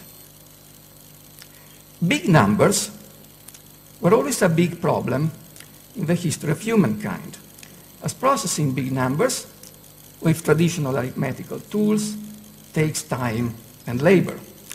And the bigger the numbers, the more frequent the errors that may occur. Hence, that glorious invention of Baroque mathematics, logarithms, which using tables of conversion in print, translate big numbers into small numbers, and the other way around. And crucially, translate the multiplication of two big numbers into the addition of two small numbers. Laplace was Napoleon's favorite mathematician, famously said that logarithms, by reducing to a few days the labor of many months, doubled the life of the astronomer. He said that in French. He might have added, they doubled the life of many 20th century engineers, because logarithms are at the basis of that other magical tool, the slide rule, whereby engineers of the 20th century could calculate almost everything in a matter of seconds. But even though I myself still studied logarithms at school, and for many months, I never learned to use my father's slide rule, because by the time I was 15, I could buy this for a handful of dollars, actually for 25,000 Italian lira of the time, which was probably $30 at the time. The lira was a very strong currency in the Middle Ages. And this worked much faster and more precisely than all logarithmical tables and slide rules combined. Today, evidently, logarithms are an intellectual fossil, a relic of an age gone by, a fascinating chapter in the history of early modern mathematics, but which today no astronomer, no engineer would use. Logarithms are a technology of data compression we don't need anymore. In fact, the list of cultural technologies that have been with us for time immemorial and which are being made obsolete by today's big data is a long one. To take another example closer to the daily life of the design professions. Scale drawings in plans, elevation, and sections have been the basic tools of the designer trade since the Renaissance. And the geometrical rules of parallel projections were famously formalized by Gaspard Monge in 1799 under the name of descriptive geometry, which was at the time a very smart geometry indeed. So smart and so valuable that for many years Gaspard Monge could teach it at school but would not print it because it was considered to be a state secret. But seen in a historical perspective, and from today's vantage point, descriptive geometry is another cultural technology typical of a small data environment, as descriptive geometry compresses a big 3D object into a limited number of small, flat drawings, which can be easily recorded, stored, and transmitted as simple sheets of paper. In this instance, the data compression is also a visible and physical one. No one could store the Seagram building in reality. It is a big building. But many offices could store, and some did in fact store, the batch of drawings necessary to make it, and in case of need, to remake it. Descriptive geometry allows us to compress a whole building into a few batches or rolls of blueprints. But digital technologies today already allow us to store not only a huge number of planar drawings, but also a full 3D avatar of a building on a single memory chip, including all the data we need to simulate that building in virtual reality, or to build it in full. And technologies already exist that allow designers to operate directly in 3D, hence avoiding the mediation of planar drawings and of the geometrical projections underpinning them. In short, if a building can be entirely notated as a 3D model, the ways to represent it can change at all times based on need. And in many cases, we may no longer need planar two-dimensional drawings. Descriptive geometry is another cultural technology for data compression we don't need anymore. Now, I don't mean that we do not need to study it at school. We do need to study it at school, but probably we soon will not need to use it. It's another story. Let's go one step further. In a sense, Western science as a whole, from its Greek inception, from Euclid and Aristotle, can be seen as a lossy data compression technology developed to cope with a chronic shortage of data storage. As the data we could record and retrieve in the past were not many, we have learned over time to use more and more abstract formulas to extrapolate and generalize patterns from the very few data we had. Syllogisms, then equations, then mathematical functions are very effective technologies for data compression because they compress a huge number of events that happened in the past into a very short notation, as short as possible, so it can be more easily recorded and transmitted, and which we can actually use to predict the future. See, for example, this illustration from Galileo's last book, 1638. Galileo wrote it in Florence, but the book was printed in Holland, which was then called the Republic of United Provinces, because Galileo had some problems with the Inquisition, so everything that would be printed in Italy would have been burned on the spot, including the people reading it. So it was printed elsewhere. It was about beams, as you see, and Galileo made plenty of experiments to study the breaking of beams under load. But we need not repeat any of these experiments, nor any other experiment today to determine how a beam will break, because generalizing from a huge number of experiments, we have obtained these very general laws. Very few clean lines of mathematical script, which describe all the beams that possibly broke in the past and all that will ever break in the future under similar conditions. This is how modern science works, and it worked very well, till now. Because let's put ourselves now in a big data frame of mind and assume that you can collect an almost infinite amount of data, keep them forever, and search them at will at no cost. In that case, we can expect that for every event we are trying to predict, we can find a huge archive of similar events that happened in the past, all duly notated and recorded, all searchable and retrievable. In that case, for every possible future event, we could expect to find a precise precedent. And the description of that past event would allow us to predict the next one without any mathematical formula, function, or calculation.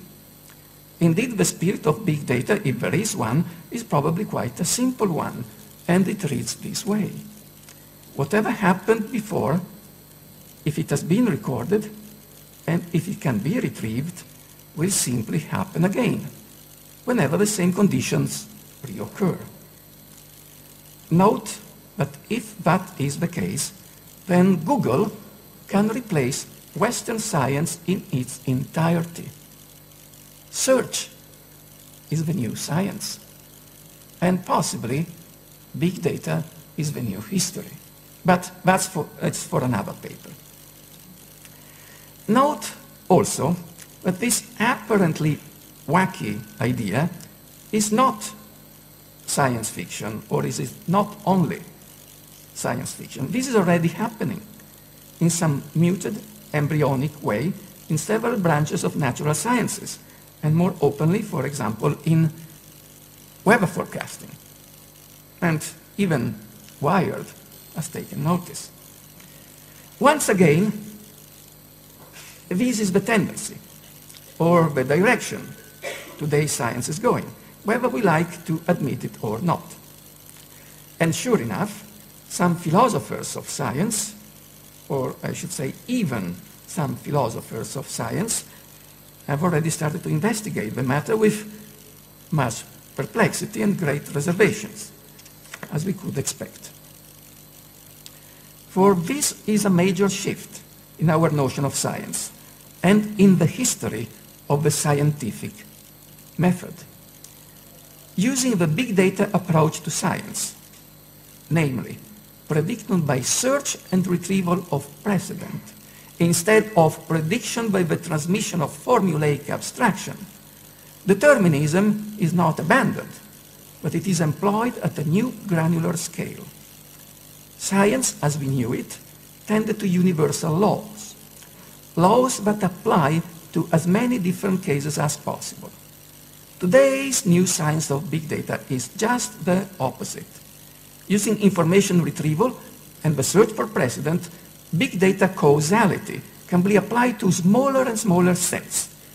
And it is at its best when the set it refers to is the smallest, a set of one.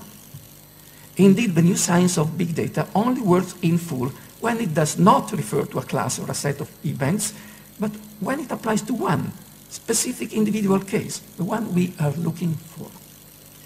This is what I would call the infinite granularity of big data prediction, a new science of singularities and of the individual event, where predictions do not apply to sets or classes of events in the aggregate, but only to one event or another in particular. In social sciences and in economics, this big data granularity means that instead of referring to generic groups, social and economic metrics can and will increasingly relate to specific, individual, even unique cases. This means a brave new world where fixed prices, for example, will no longer exist. And this, in case you have not noticed, is already happening. And where, for example, another example, the notion of the cost of a medical insurance, calculated as it is today on the basis of actuarial or statistical averages, becomes meaningless, because it will be possible to predict at a more granular level that some people or some person will never need a medical insurance, and so they should not buy one. And some will need too much of it, and so no one will ever sell it to them. This is a scary word, because the individual that becomes the object of a new science of granular predictions is no longer a statistical abstraction, but it becomes you and me, and each one of us individually. But in the field of natural sciences, the picture is quite different. And from our vantage point, from the point of view of the designers, way less scary. Using the new method of granular retrieval of precedent, we are no longer limited to predicting vast and general patterns. We can, when we are lucky, try and predict smaller and smaller events, up to the most singular ones. For example, in architecture, we can model structural materials at much smaller, almost molecular scales. We have seen that this morning. We can design variable property materials, or quantify and take into account the infinite, minute singularities embedded in all natural materials, materials as found in nature, which are random and unpredictable and variable at all scales, which modern science couldn't and wouldn't do. Using the granularity of big data, we can now model the structural behavior of each individual part in a hyper-complex 3D mesh already seen, including the behavior of the one part we are interested in, the one that will fail one day. Used this way, the new science of granular prediction does not constrain, but liberates, almost animates inorganic matter.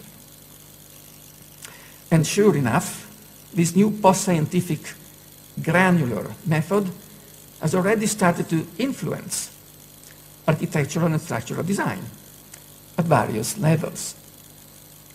Let's take an example we are all familiar with: the calculus-based digital spline.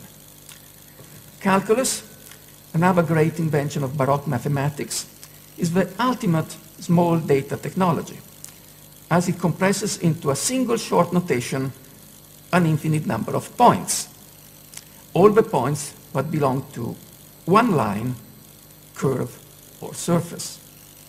In practice, this script that you see on the screen contains all the points we may ever need to draw or fabricate that line at all possible scales. But let's put ourselves again into a big data frame of mind, and let's assume we can have access to unlimited zero-cost data storage and processing power. In that case, we could easily do away with any synthetic mathematical notation of that figure and simply record instead a very long dumb log. The list of the position in space, x, y, z coordinates of many points of that line, as many as necessary, perhaps a huge number of them.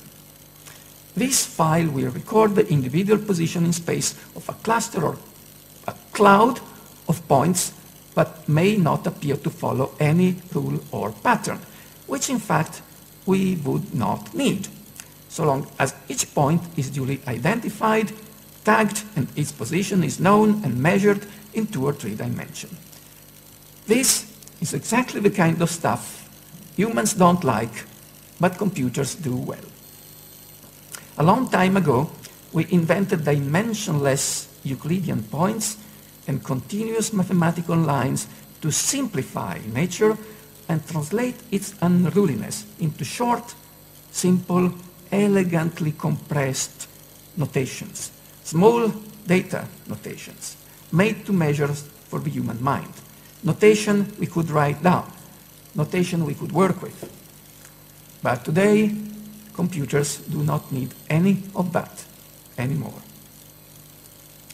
And sure enough, some of today's digital designers have already discarded the small data calculus-based spline, Bézier spline, that was so important for the new digital style of the 90s, and have started to use big data and computation to engage somehow the messy discreteness of nature as it is, in its pristine, raw state, without the mediation of elegant, streamlined mathematical notations. The messy point clouds and volumetrics units of design and calculation that result from these processes are today increasingly shown in their apparently disjoint and fragmentary state. And the style resulting from this mode of composition is often called voxelization or voxelation. This is one reason why today's digital style, increasingly rough and messy and complex, already looks so different from the elegant style of spline modeling and so different from the smooth sinuosity of the spline-dominated environment that defined the first age of digital intelligent design in the 90s. This looks like the Middle Ages, but in fact is 1999. And if it does look like the archaeology of the digital, it is because this is the archaeology of the digital. Never mind that some people are still using it. this was just built, and of course, as the shape did not change that much in 20 years, the only thing which is changing is the size. These things are becoming bigger and bigger. This is the first blob which can be seen from the moon. But that was yesterday. Today, architects are giving shape and form to the new sensibility and to the new aesthetics of our time, the time and age of big data. And at the same time, these new forms and shapes are often also the indexical trace of the new tools we are using. Let me mention briefly, and to conclude, one additional argument that may further carry this point. Let's consider the ongoing shift from subtractive to additive fabrication technologies. In its present form, the distinction between subtractive and additive making goes back, as many things do, to Leon Battista Alberti, to the treatise De Statua, composed in Latin at some point between, well, around the mid-15th century. It also goes back to Michelangelo. Michelangelo is often pronounced in English as Michael-Angelus, but in the original it was Michelangelo. It's the guy who did this. He knew something about sculpture. And not surprisingly, Michelangelo thought that only the effort of taking matter away from a block of solid stone, per forza di levare, as he called it, was worthy of the name of sculpture. In more recent times, subtractive fabrication was the first to go digital. The CNC milling machine was the iconic tool of computer-based manufacturing in the 90s, and it was one of the technical protagonists of the new, sinuous, spline-dominated style of the time. This is not just any CNC milling machine. This was, and probably still is, Greg Lynn's CNC milling machine. Now, 3D printing and additive fabrication came later, and they have taken the forefront of the digital design scene only in the last few years. US President Barack Obama cited 3D printing last winter in his State of the Union speech, the winter of 2013, when he said that 3D printing is that, I quote, the revolutionary new technology that has the potential to change the way we make almost everything. And today, 3D printing is as influential for a new generation of digital designers as 3D milling was 15 or 20 years ago.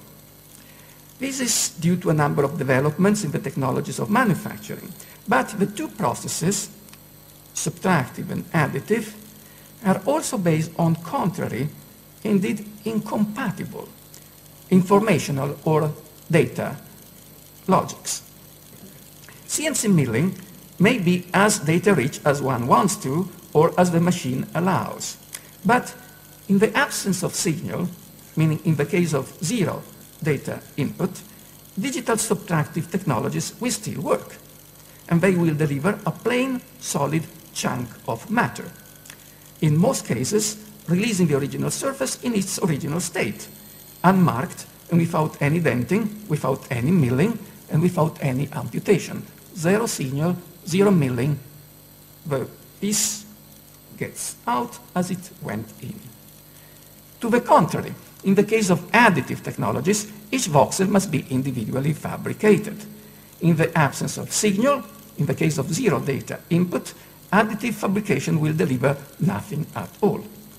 Nothing in, nothing out. This means that digital milling, in case of need, may do with few data, or even with no data. And indeed, designers using digital subtractive technologies apply data to inform matter only as and where needed. To the contrary, 3D printing needs data and machine time for each voxel we make. This simple technical truism has some remarkable consequences. Let's consider this now famous example of monumental 3D printing, the digital grotto commissioned to Michael Hansmeyer and Benjamin Dillenburger by Frac Orléans and shown there last summer. By looking at it, we tend to think that the solid block into which the grotto appears to have been inscribed was carved to create the intricate details of the interior, and that this carving cost time and labor. But this is not true, because the grotto was not carved from a block in the Michelangelo way. It was printed from dust, meaning almost from nothing, in the additive way. As a result, the grotto we see, including all of its intricate details, was faster and cheaper to make than a plain full block of the same size would have been. The grotto is cheaper than the full block because all the void inside of the grotto was not printed. If we want the plain full block, we must keep printing. And that means more work, more time, and more money. This is rather counterintuitive, as we tend to think that decoration or ornament is expensive. And the more decoration we want, the more we have to pay for it. But in the case of Hansmeyer's grotto, the extraordinary amount of details and ornament we see inside the grotto made the grotto cheaper.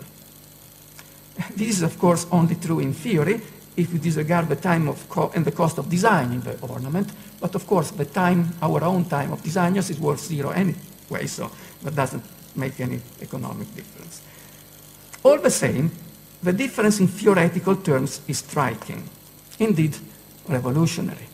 Because since the beginning of modern times, indeed since the same Leon Battista Alberti already mentioned, Western architectural theory has developed a systematic theory of ornament as supplement, something which is added on top of an object or of a building and which can be taken away if necessary.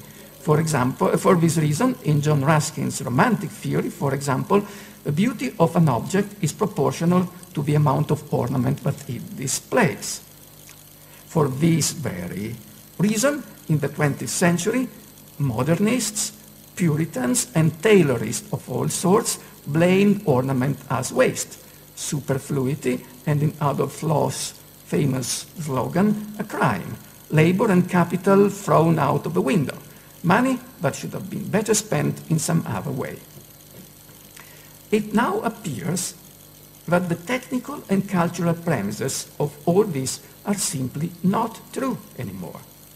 In the age of big data and 3D printing, decoration is no longer an addition, ornament is no longer a supplemental expense.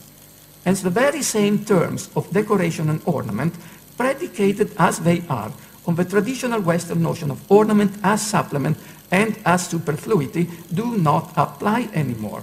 And perhaps we should simply discard these terms together with the meanings they still convey. So it would appear, to sum up, that the age of big data in the natural sciences means much more than totalitarian snooping and hyperdeterminism.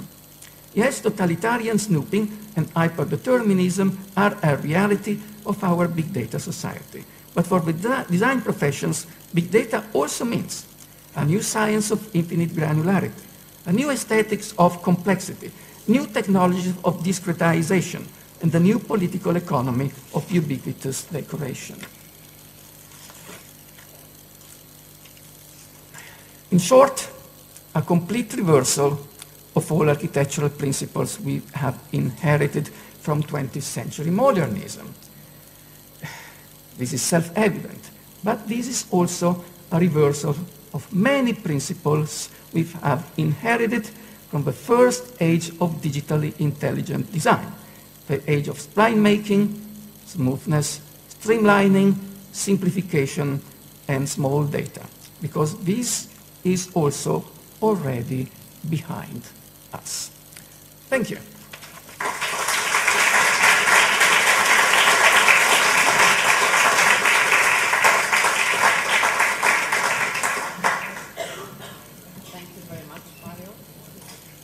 Thank you. So welcome back. We are going to start our debate. And I would like actually to start with trying actually to differentiate between data, representing real-time values, that is data collected, for instance, from environment, users, and so on, and assumed values, representing, for example, formal, functional, or other requirements. And I think this is important, especially in the context when we experiment, for instance, with CFD for investigating phenomena that are perhaps similar, for instance, to people's movement, but they are ultimately not the same. For instance, in the simulation that you showed, Alisa, I was wondering, what do vortexes represent, or flows that go in one direction, versus when people move, there is let's say, a differentiation, which is, of course, in case of a CFD, a simulation different. Can you perhaps comment on that? Yes.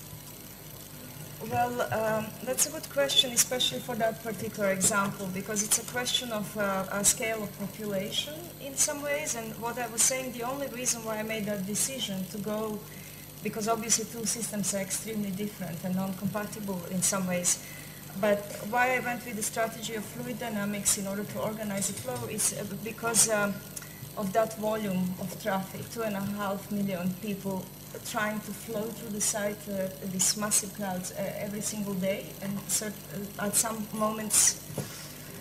points during the day, a huge, really huge flow. So because of that sort of volume of traffic, it was possible to, or somehow I thought it was a good strategy to really privilege that aspect or that fitness condition to everything else, but then again we needed to also accommodate huge massing of 350,000 square meters of development, etc.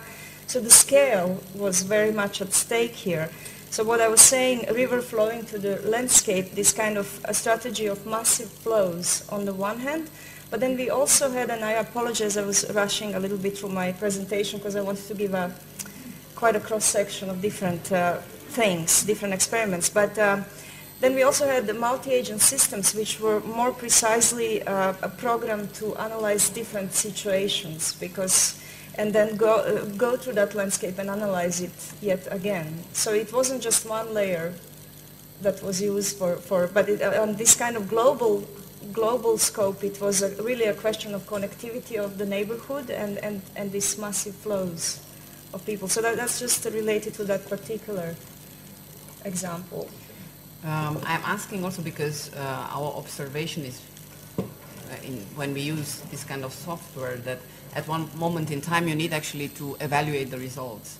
And often it may turn out that actually the result contradicts actually the common sense, in the sense that the common sense it's telling you whatever, that for instance you would have movement from different directions, while of course the computational fluid dynamics model shows in one direction, because of course it's constrained in such a manner. No, I should also clarify that this was a competition, a month competition for an extremely month-long competition for extremely long, extremely complex project. So for me, it was more about setting a strategy of how we would work later on through the project. So we didn't actually go into that level of precision yet. It was more strategic, and then, but we were in some ways demonstrated that we can engage with that complexity, because for me that was the dominant theme of that particular project. Then I would come to the other question, which I find interesting, basically the use of algorithms. And I think in this case, each of you could say something. So, for instance, the use of swarm behaviors versus, or multi-agent systems versus genetic algorithms. So, of course, multi-agent systems would give you local optima versus actually genetic algorithms that would generate the best, so to say, solution going through generations of. So how do you decide which algorithmic technique are you using depending on the design problems? Okay. I mean, practically speaking, when we started to use genetic algorithm, for example, in the chair optimization project, we definitely wanted to, I mean, the chair project came after a theoretical essay about the notion of optimization. So in a sense, the chair project, it was almost a proof of concept. It was never considered as a kind of experiment, I mean formal experiment. We decided to use genetic algorithm because, not mainly because you can have a distinction between local optima and global optima, because in fact you can have both in genetic algorithm, and you can also have both in, I mean, with multi-agent system or things like that. I mean, the main difference is that in this project, we didn't need agent because we didn't need to have each element having some sort of consciousness. Which is what multi-agent system can bring, in a sense. They can have multiple behavior. I mean, each element, each point can have its own behavior and its own rule, and then generate a global one. In our approach with the chair project, it was much more, I wouldn't say down to earth, but it was really about what is the meaning of optimization, what would be an optimal chair, what would be an object which would be created only through this concept of optimization, without taking into account anything else. I mean, no other parameters. I mean, we didn't define the chair as something which should be square or which would have 2, 3, 4 feet or whatever. I mean, it was not even a chair at the beginning. It was a block of material, nothing else. So I mean, because of that, I wouldn't oppose both techniques. I would say that they are generic tools, in fact. They both have genericity, and you can do structural optimization with agent, but you would also be able to do, for example, population dynamics with genetic algorithm if you would like to do so. But obviously the genetic algorithm, it's an heavy technique, and it would be very inefficient to do this kind of experiment. So I would say it's much more practical. It's like sometimes it's like what is happening with the splines or Bezier surfaces. I mean, you have some algorithm or some mathematical techniques which are faster, lighter than others. You just adapt to what you want to do. Personally, conceptually speaking, I wouldn't say there is a difference, but it's not the main criteria for me. Okay. But then maybe one more question with respect to how did you inform the voxels? So what do the voxels represent? Size and also with respect to materialization? Yeah, in fact, the voxels, I mean, first, internally, let's say, the chair is not made of voxels. Internally, it's an assembly of three-dimensional Voronoi cells, actually. This was basically the genotype of the chair. We don't see that in the final result, but it was a technique which was very much adapted for the efficiency of the genetic algorithm crossings. The crossover. Sorry. So the voxels, in fact, it's a voxelization of the material which is used. It was voxel-based. It could have been triangular based, I mean tetrahedron. It could have been rectangles based, even spheres almost. I mean, the problem with spheres obviously is that we would have had holes, I mean missing materials. But we chose to have this voxelization. This was almost a perfectly aesthetical statement. I mean, we chose to have that because we wanted something which was as neutral as possible, as less expressionist as possible, which was as close as possible to two two pieces of, our production I really liked.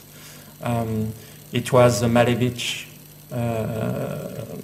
Architecton and the Super Studio chairs and tables. And at some point we wanted to make a computational version of both Malevich and Super Studio pieces of design, because if you look at Super Studio, it's not computed, it's drawn. I mean, it's a flat grid. It's a cultural abstract grid, and we wanted to create a three-dimensional computational grid, not this kind of representational grid. So the voxel, in a sense, it's part of the computation, of course, but ultimately it could have been anything else. We even would have been able to to soften the surface by using subdivision algorithm, for example, but then we would have reached something which would have been much closer to the Bernard-Cache torus, and that one was also not computed. Only the surface of the torus of Bernard-Cache is computed, not what is inside. It's a surfacic object, while the chair is computed from the core to the outside. Yeah, and I think exactly this is the problem basically when using nerve space geometries, or this was definitely an issue. That you don't have an understanding of the volume you are working with. So voxelization is a means to actually have an understanding of what volume you are working with. So, and of course the transfer from NURBS to voxels is not a problem, it's only a geometrical question. Yeah. Mario, you're saying that basically this is a formal, this basically such experimentation establishes a new formal language, which I find quite interesting. So, can you perhaps? I think it does. But just to recap the thing, or a footnote to what we were saying, I think we are discussing or merging two strategies of optimization. One, which is an old one, small data optimization, so to speak, which has been known in classical mathematics. With calculus, there is, since Newton and Leibniz, a way to optimize with maximum and minima. It is a way to optimize a certain function for certain parameters. And this, we can still do it, and sometimes we still do it. But what you are doing and describing is a completely different intellectual approach. It consists in writing down a script, what you call a genetical algorithm, which in fact simulates some phenomena. And then you run this script a theoretically unlimited number of times, which is tantamount as what a good old craftsman would have called trial and error. You make it, you break it. If it breaks, it ain't good. So you make it again, and you make it again, and you make it again until it doesn't break. This is a way a good old archetypal craftsman would optimize. And in a sense, algorithmically, we can speed up this trial and error procedure in such a way that it becomes a mathematical approach, because the solution you find is within the limits of the time you have to run the algorithm the best. Is that the way it works? But I'm not a maker, I'm just a, actually. No, it's absolutely true that in a sense it's a trial and error system. I mean, except that it's more based on a natural selection paradigm than on a trial and error. Because if you only do trial and error, in fact, the convergence is amazingly slow. While when you use the natural selection paradigm, you can have a convergence of. I mean, I did this 6 months ago on just during a small workshop with some students in Paris on a carbon fiber chair, and I wrote a small algorithm, and I managed actually to make a small function of 10 exponent 300 in 40 seconds. So if you do that with a simple trial and error method, it would take billions of years. Yes, but you're talking about an automated trial and error. But in any, yes, exactly.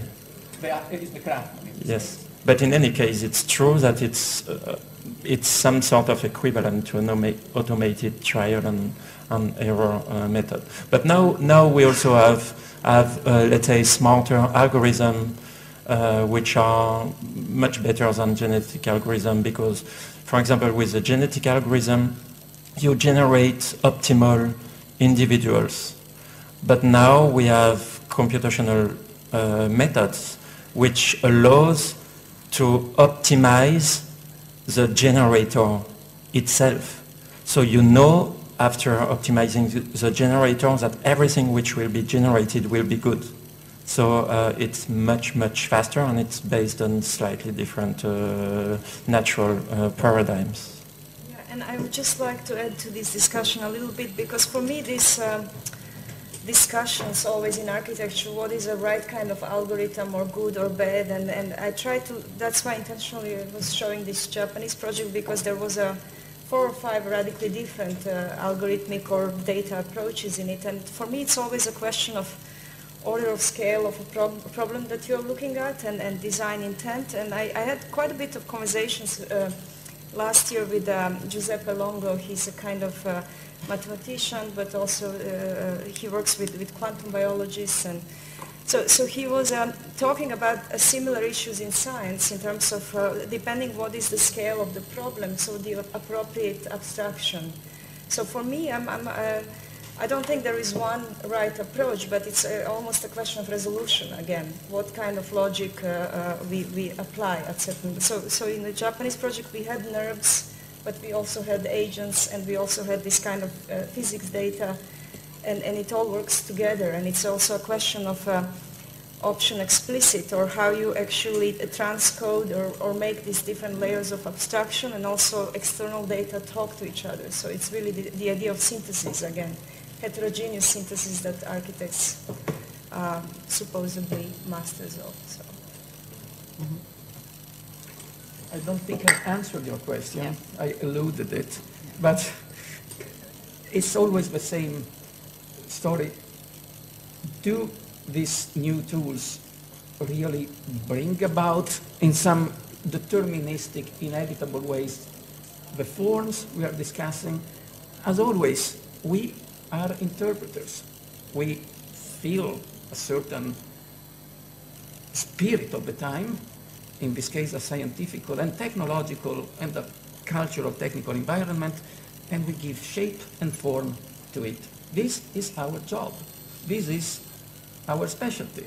And we are rewarded by society when we do it well, when we embody what society is thinking and what the cultural technological environment of our time is conceiving. When we give visible shape to it, bullseye, we get a prize. But this is one story. Alongside that, the tools we use do feedback on the stuff we make. And the two stories, of course, are always imbricated. To some extent, some of the shapes we have seen are the indexical trace of some new tools we are using. And they could not have been made without them, or perhaps they could have, but it would not have been easy to do. Yeah, and that's why the volume of computation in my own work somehow and work of related practices, I really felt it made a huge impact. This kind of 3 zeros every 3 years that we increase, or I don't know, 6 zeros these days, it really kind of makes an impact, that kind of threshold of what is starting to emerge, and also the access to certain order of scale and resolution. I would like maybe to go back to the notion of computationalism that you introduced. And I would like to ask you if you could draft in a couple of sentences your perspective on the impact on architecture of computationalism. So, and also the role of the architect. So what does it imply for architectural production? I would say on the level of the production of a building, I wouldn't say, I mean, first I wouldn't say it has much formal consequences, but it might have hidden consequences in the fact that nowadays it's more or less impossible to build something with materials which are not highly advanced, which are not, in certain cases, embedded technology. For example, I mean, when you build an elevator, I mean, when you install an elevator, etc., it's just full of software, and the software are becoming more and more complex and efficient. But at the moment, it does not have very visible consequences on the scale of a building, except if, and this is what CAS is proposing, for example, for 20 years now almost, except if you really embed, visibly speaking, the dynamics which is associated to the computational power, in a sense. I mean, the true computational intelligence, but very few buildings are embedding this at the moment. The most visible effect, I would say, is on the city scale.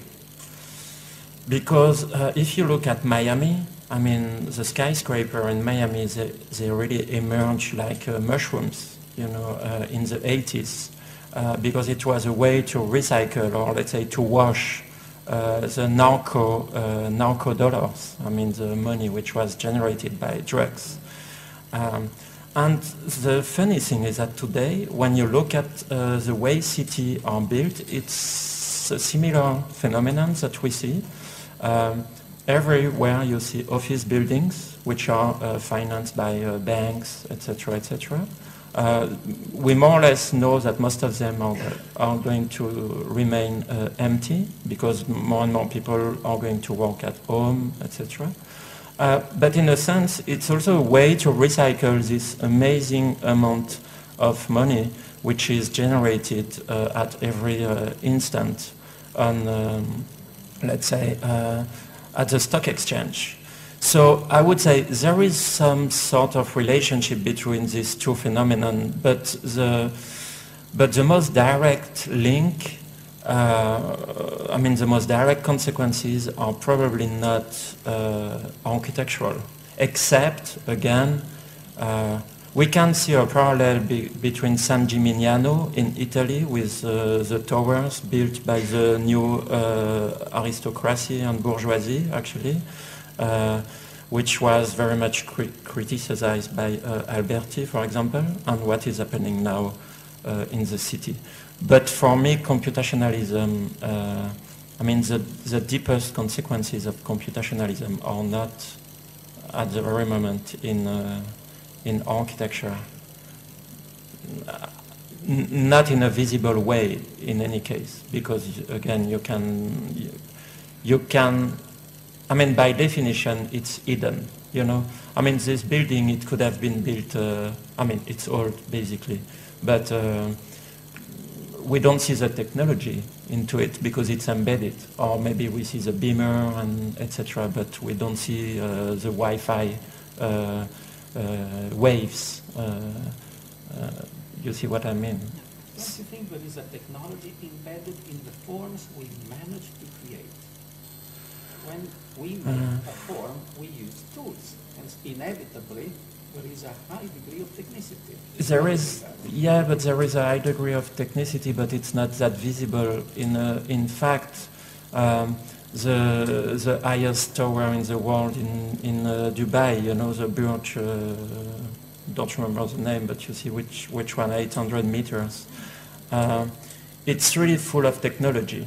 It's amazing. I mean, also the amount of engineering studies which were done using the most advanced tool, computational simulation, to simulate the impact of the wind, etc. It's probably one of the most advanced buildings in the world, but when you look at it, you don't see it as a building which, I mean, which shapes the spirit of the time, in a sense. And this is a building which will never end up in the history books, a building which our students will never... You're right. And this is a building which, precisely for the reason you are saying, does not belong to architectural history. It depends. I agree, but it depends how you consider architectural history. If you consider architectural history, as I do, in a kind of anonymous history, like Siegfried Gideon, then it belongs to architectural history, because this building would never have been possible without the power of the computer to make sure that this 800-meter building is not going to fall. So it's full of simulations. There's probably 100,000 times more simulation in this building than what we are showing ourselves today, in effect. But I agree that it's not a manifesto. It's part of the anonymous history of the consequences of technology in architecture. Any parking lot built today contains more technology than the Guggenheim Bilbao. I agree. And yet we study the Guggenheim Bilbao and we do not care about the parking lots, even though in the anonymous history of the future, there are probably more parking lots. No, it's not true. There are many Guggenheim Bilbaos being built right now. I fully agree with that, but maybe it's a mistake. maybe we should spend as much attention to the parking lots as to the Guggenheim Bilbao. I said that the banal parking lot contains a lot of technology. If Rangeri designs a parking lot, chances are it will end up in the history books, because one is part of a discipline and the other one is not. And our discipline is making form, not making parking lots. We should give force to the parking lots. If we don't, it's our fault. Not the fault of the parking lot. Yes, it is, in fact. But this is, I mean, this is, I understand your point because you are an historian. So you have to be selective. When I need some historical fact, I just Google it, because we are in a big data situation. Because yeah, it's. I mean, this is an expression I use. I mean, Google is your Thucydid. It's a Thucydid of the postmodern age. I would like now perhaps to invite also the audience to ask questions. Yeah.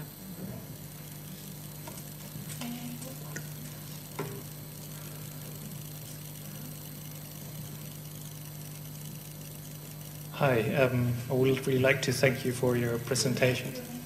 My name is Pablo Miranda, KTH, Stockholm.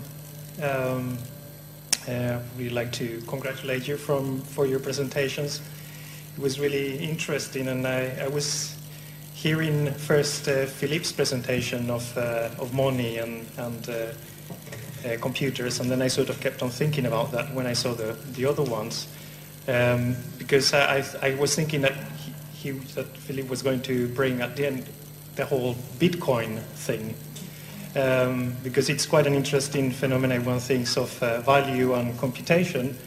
since Bitcoin, it's generating money out of the material limitations of the computer, of the limitations for computing encryption. And it sort of links a little bit to the things, because the whole base of encryption is complexity theory, and the idea that there are some calculations, sometimes very simple problems, that when they increase in size, the amount of computation needed to solve them increases at such a large rate that it will be impossible, they're practically impossible to compute. They may take the lives of the universe, and even if they would be 3 million times or 1,000 million times faster, it still would take a few years, you know. And that I sort of brings back to this whole, I think that there is discussion with the quality of how you evaluate, you know, going back to Alisa's presentation about the amount of complexity it's added following the Moore's law of the capacity of computation every year and a half. I think it doubles.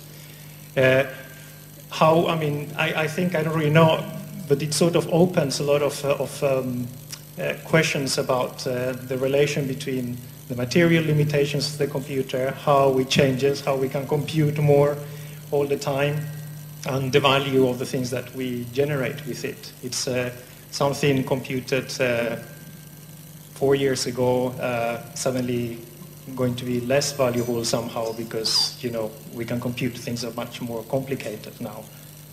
I don't know, I'm just speculating a little bit on... no, I mean, I think that the question is, I would like to hear what if there is any reflection on that side, on the idea of value and computation and complexity. I see what you mean, and at some point I believe it relates also to what was presented by Alisa and Mario. For example, today at the stock exchange, it's clear that, I mean, first, stock exchange does not exist without supercomputers. I mean, this is over. I mean, it's fully automated. But it has, I mean, there are a couple of things which are quite puzzling. It has to deal with, for example, what Mario was saying about big data, because in Mario's scenario, if we can collect all the behavior of the world, of something, then we don't have to compute them anymore. We can just retrieve them. Which is true for some unpredictable or let's say fully non-deterministic phenomenon. It might be a good approach. But when you look at the stock exchange, and this is why also let's say the computer scientists at the stock exchange, they make an extensive use of a Markov chain algorithm, is that you can predict the behavior of something in the future without the knowing of the past, in a sense. I mean, the knowing of the past is not a necessary condition for the prediction of the future. Do they manage? Of course, they do manage to do it. It doesn't appear to have been very successful. No, it is. I mean, Markov theory is used just like everywhere in science, and in a sense, this is one of the very interesting aspects of the founder of mathematical finance, which is Louis Bachelier. He was a former PhD. I mean, he got his PhD with Poincaré, but Poincaré, he knew he was good, but he considered him as too applied. I mean, too much of applied math, and Bachelier was also not very rich, so he had to work. So he was not considered as a kind of typical scholar mathematician, but still, I mean, he's the founder of mathematical finance. And in the work of Bachelier, this was already very clear. And then in the 30s, when Andrei Kolmogorov established a very rigorous foundation of probability theory, I mean the axiomatics of probability. The same Kolmogorov, which later on in the 60s came up with complexity, Kolmogorov complexity, basically. All this work was rediscovered, and what I think, at least for me, epistemologically speaking, what marks a sort of end of history, referring to the famous book, by Fukuyama, The End of History, is that the knowledge of the past is not, mathematically speaking, in many cases, a precondition for the prediction of the future. And this is why, even with the big data, let's say there are different paradigms. In some cases, it might be useful, but in some cases, it does not bring any extra useful information, knowing the past. So, in terms of the evolution of civilization and the way we always deal with the past, because we always consider that even if some current comment, we need to know history because then we won't do mistakes anymore, etc., etc. Mathematically speaking, in many cases, the knowledge of this past is absolutely useless. Yes? Question? Hello, I'm Polixani Mandjou from Demokritos University of Greece. As you were talking, I was thinking that maybe there is a shift in the paradigm of the architect. Our role is changing, and I was having this image of an architect in a laboratory doing research for things that maybe the results will come after he's dead, or I don't know, like biologists do, or other scientists that work in the laboratories, or maybe he will just be able to see something of his work materialized, but as a frozen shortcut of what should be a more animated situation. I was also worried about where theory, architectural theory, could be in this scenery, because it seems like architectural theory is another tool for data compression which becomes obsolete. Maybe, I don't know. And is in this new age of additive procedures, the synthetical approach the only way to go around things, or maybe the analytical approach is left behind with subtractive technologies? Thank you.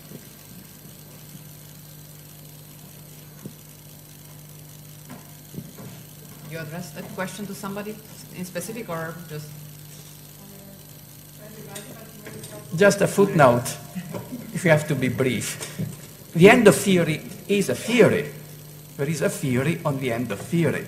It doesn't postulate the end of each theory. It postulates the end of some theoretic methodologies of theory, those that are predicated upon, well, probably the good old inferential, inductive, experimental method. These are being phased out. There is a theory about that. The idea that you postulate the end of theory and you make a theory on that is an oxymoron, cannot stand. What we mean is that some approaches which have been formalized in the course of the history of science throughout modernity are being phased out. But science existed before, and we have reason to assume it will exist after that. Some paradigms are just obsolete. It happens. When modern science was invented, it phased out something else. And now modern science is in turn being phased out. This is what the end of theory means.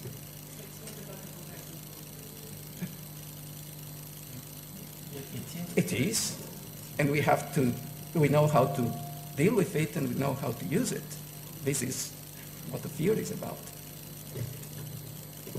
Yeah, I feel like a lot of conversation this evening is going in this kind of almost dualistic mode, this versus that, or what is better, as if it's some sort of battle. And I find this, I mean, even for the stock exchange example, as I was pointing out in the design example, multiple things stream at the same time, and depending whether you zoom in or out from the problem. And it's the same with the question of analytical versus synthetic. I don't think it's versus, it's both.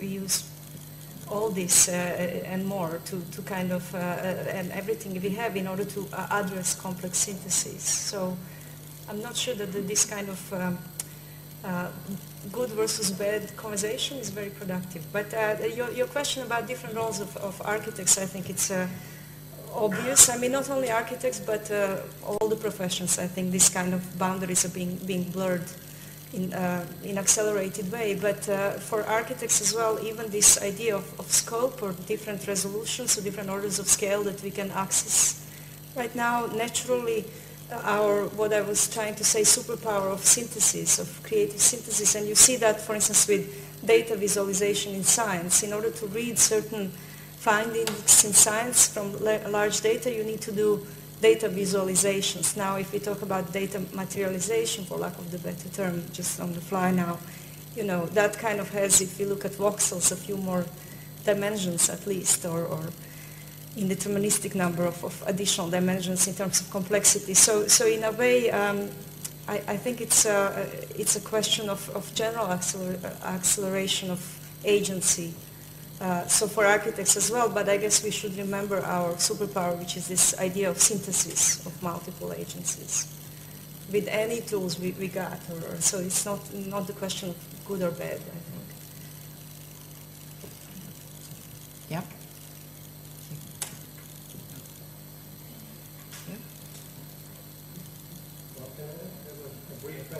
Yeah.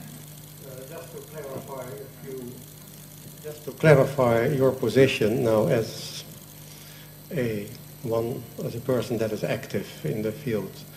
If I would ask, what kind of expert are you? What would you say? What is your expertise? Yes, for you. Oh, that's for me? Okay. No, it's for you. Okay. Well, if it's for me, I mean, again, this kind of idea of synthesis, I think that's my highest expertise and ability to bind these different agencies. And yes, I'm biased in terms of my use of computation and information side, as I was saying at the beginning of my lecture, of that equation, but it's... No word about architects. Well, architects... but this is a kind of superpower of architect to synthesize. It's not a problem, but I'm just curious. Yeah. Well, it's not that I want to hear the word architecture, rather not, actually, but so therefore I'm curious, how would you describe your expertise in the bigger field? I would love that it's more related to, if I would get more clients, it would be great to talk more about architecture, but when you push certain buttons, I think, or thresholds and go into uncharted territories, sometimes it takes longer to convince the world that some things are possible to materialize. Maybe the point can be how much longer can you hold up the illusion that you are an architect in the classical sense as Mario is still think it exists? That's for me. Sorry, are you asking what is my profession? No, because it's very easy to answer. My profession is an old one. I'm an architectural historian. There is somewhere a society of architectural historians. They meet, they have meals and dinners. So it's a profession, I mean, it's like any others. And do you know what your profession is? Yeah, that's, I'm 100% an architect. I mean, the few slides I have presented at the very beginning about research on constructive methodologies and systems and things like that. For me, it's just 100% architecture. I mean, I have a practice. I have managed thousands of square meters of traditional buildings to sustain myself, to finance some more interesting research. So yeah, I can say without any problem that I have an expertise in architecture. I mean, it's I know how to build. You know, if this is part of the definition of an architect, I can say yes. I have no problem in saying so. Now, as we all know, it's probably not enough to find some sort of enthusiasm and enjoyment in architecture just to do regular stuff, let's say. I mean, we are all interested, I mean, not all, but most of the people who are in this room are interested in developing a better understanding of the world surrounding and trying what kind of connection we might have with the discipline of architecture in itself. But my architectural ideal is 100% classical, if you consider Buckminster Fuller as a classical architect. If you don't, then it's not a classical ideal, but if you do it, since the question was asked, what's wrong with our respective architectural professions? Is there something wrong? Are we doing something? Why did you ask? To you. Well, there is something disappearing and something emerging. So there's in a transition. It's absolutely in a transitional phase. So you can either uphold the illusion you're the classical architect, or you find a better description of what you really are doing. And I think you have a need for a better description. Yeah, I mean, if you would, I mean, you can only be a mathematician if at the very beginning you are a classical mathematician, according to me. I mean, if you ask the question to Philippe Glass, he won't say I'm doing contemporary music, he will say I'm doing classical music. And at some point, I believe that most of us are doing classical architecture. I mean, we just try to embed the knowledge of our time in what we are doing. But yeah, I don't know if it's an answer, but there is another question from the audience. Okay. Can I ask my? Yeah, sure. Yeah. Again, my name is Ayad Romani. I'm from Washington State University. Quick question for Mario, and others can chime in, of course. You brought up the issue of ornament, and my question has to do with what I perceive to be the degree of opacity coming out of what you call the digital avant-garde. And I wonder, have you thought about what that means, and to what extent are we able to decipher it? What is the new ornament about? And if indeed it is opaque, why? I was not talking about the meaning of ornament, on which theories exist. Forms are bearers of meaning. They always were, they always will be. And this is not at stake. What we are discussing are the changing technologies, the cultural conventions, the cultural technologies, and to some extent the political economy of making ornament. This is changing, but the semiotic mechanisms whereby some forms, ornamental or not, are bearer of meanings, this is not what is being discussed today. The classical tradition had certain ideas, we have different ideas.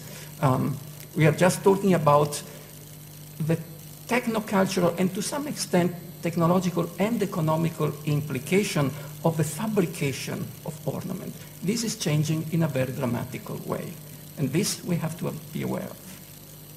There is another question there.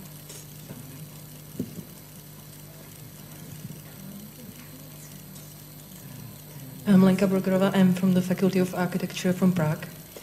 And I'm just wondering, there is a big data in medicine, and it's pretty simple for what they are used, because there is evidence-based database, and you can gain information from that.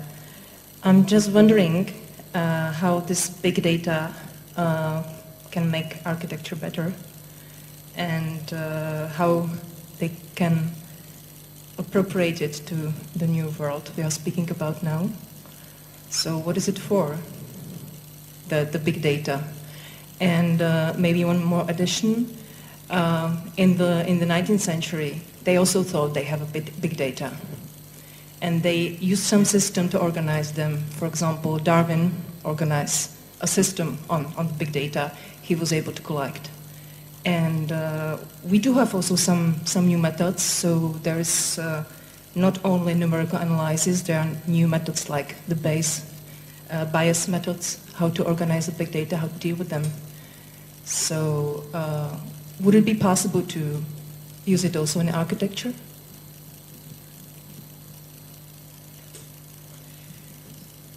You.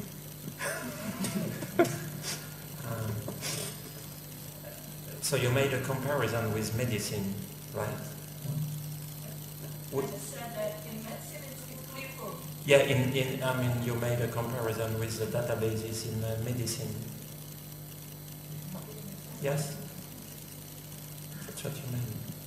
I just said that in the medicine, they have medicine, they have a big data as well. Yeah, true. So, And so... Not in the sense whereby big data is meant today. Today we mean the technical capacity to collect, record, and process an almost infinite amount of data at almost no cost. This was never possible before. People with the invention of print were aware that they could have access to many more alphabetical text than before. And they took stock of it, and they were aware that that was a disruptive change. But until a few years ago, there was a notion that the recording, the transmission, and the processing of data was limited and expensive. And these limitations in the technology and in the cost are disappearing in such a way that we are now conceiving the asymptotical possibility of having an infinite amount of data recorded, processed, retrieved at almost no cost. This awareness is at the basis of the big data phenomenon. It is a major change because it never happened before. I always use the term almost no cost, almost infinite. And I know that you have an argument on that. Yes. No, it's, maybe we can speak about big data when we are far beyond the human capabilities of sorting out this data, which is definitely what is happening. Because in the last 2 years we have produced more data than we ever produced before in the history of humankind, actually, so only in 2 years. So, and it's going to be worse next year. So it's absolutely, I mean, it's a fact. And it's a very important fact, of course. But practically speaking, in architecture, we don't make much use of this big data as, for example, a scientist would do. I mean, a chemist, he can find a lot of data, etc., and deal with that on the web in huge databases. Same for DNA, in genetics.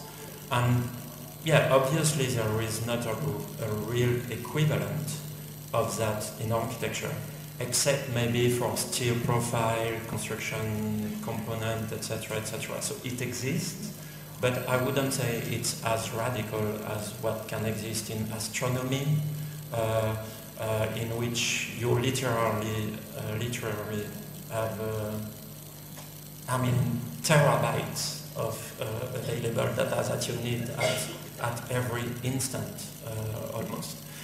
But, so, yeah, I would say in architecture, big data is something which is only at the beginning, and again, I accept conceptually in the discourse. Conceptually? Yes, in the discourse. You're here, right? Yeah, exactly. It wouldn't, it still does not have much consequences on the practical world. But it's not at no cost. I mean, that will take a long. It's true. I mean, it's true that the cost of data is decreasing almost exponentially. I mean, not almost, it's basically decreasing exponentially. But it's not at no cost because energy cost for this data, for example, is immense. I mean, 10% of the world energy in the world at the moment is used in managing data. I mean, nowadays it's the equivalent of a total energy of Germany plus Japan, which is used only to manage data, and it's the equivalent of all the world energy consuming of 1985, for example, only to deal with data centers and things like that. So it's not at no cost because I mean, this is... It is at almost no cost, because it is much cheaper than printing a book. Yes, but at some point, let's say, there is a thermodynamics of data. This is in a sense also why I try to understand better, at least in finance, the relationship between matter, which is by definition matter, and money, which is information. In a sense, it's abstract, it's immaterial. Before it was what material with a gold standard equivalence, but it's not anymore. Can I give you an example? And it's not for free. I mean, the quantity of information we need to produce a certain quantity, I mean, the quantity of energy we need to produce a certain quantity of data is quantified by Shannon. And the future, I agree with Mario on that, is showing new paths in which we are reducing in a really radical way the loss of energy in dealing with data. So Mario is speaking about the future. No. The actual situation is not at no cost. Can I give you an example of a most disruptive big data technology which has already changed the anthropology of our daily life? It is called Gmail. Before Gmail, which was launched with the slogan, "Don't sort, search," we had to keep all our email in folders. Folders are classification. Classification or data retrieval system are a typical memory device. We put things in certain places to remember where they are. Google has taught us not to do that, because we accumulate endless emails. And when we want to know with whom did I discuss the purchase of a new insurance for my cat in 2004, Google will find it much better and much faster than if I had put that in a folder called cat. So classifications, which have been a principle of Western science since Aristotle, are now out of the game, because Google works better than any human classification made for human understanding. I agree, but in terms of energy, every time you search something on Google, it's like turning on one standard light for 1 hour. Yeah, but it's also feeding itself. So in a way, what we were talking about simulation of materials in cars, and same happens with the simulation of different processes of computing. So in a way, that is also being, less and less energy is required to retrieve that data. So you know how much energy would be necessary to keep a folder for each cat? I said cat, not cat. No, we can. A physical folder. Then they have to heat the room, and then there is a rodent. We cannot say that because I mean a book requires energy when it's printed. When it's not printed, it does not need any energy forever until it is destroyed. Yeah, but we can make a parallel with random access memory and a solid state memory. I mean, a solid state memory, when it's not activated, it keeps the data. You don't need constant electricity in it. So, I mean, I would say the energy issue is another one. Yeah. It's but 10 years ago, Gmail said, "Don't sort, search," and 10 years later, we are all doing just that. Yeah. Thank you very much. I think we need to wrap it up. It was a great... Yeah, no. Okay. Yeah. Yeah. I just want to tell everybody, because I think that many people are visiting Barcelona, but at the moment there is a big data exhibition at the CCCB, the Center for Contemporary Culture of Barcelona, that is curated by Olga Subirós and José Luis de Vicente. It's called Big Bang Data, and I think it will be open on Sunday after the exhibition. I just want to say that. Yeah, thank you. Okay.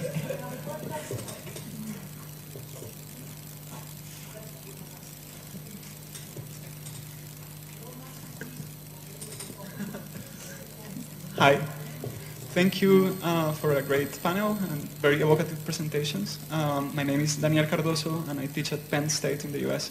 I wanted your quick comment on a couple of connected concerns.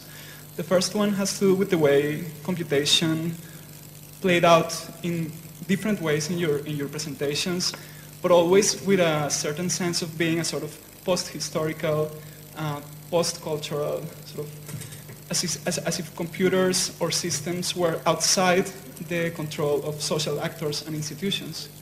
And that came across with different degrees of nuance in the three presentations, and it's something that is interesting to me.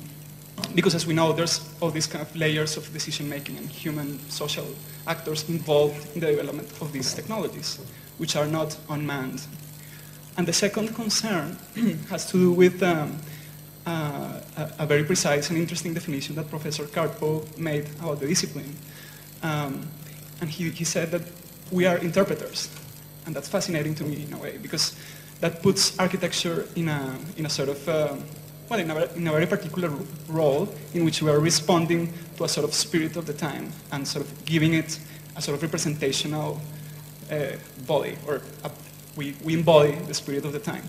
So my question, and it's very precise, is, and you also say that we do that and then we get awards. And the question is the role of the discipline to do that, to get awards, or is there room for critical reflection from within the discipline about this dominant image of technology and culture? Well, I mean, I really didn't think that we gave this impression that somehow computation is detached from the culture, or the opposite is the case. It kind of accelerates different, I would say. But also, what you're bringing out is a little bit of anthropocentrism, I would say, because we were all speaking a little bit of a kind of expanded agency that goes beyond just human to this non-human factor. So that would be my comment to your question, basically. Keep it short because everyone's getting tired. Thank you very much for the great discussion.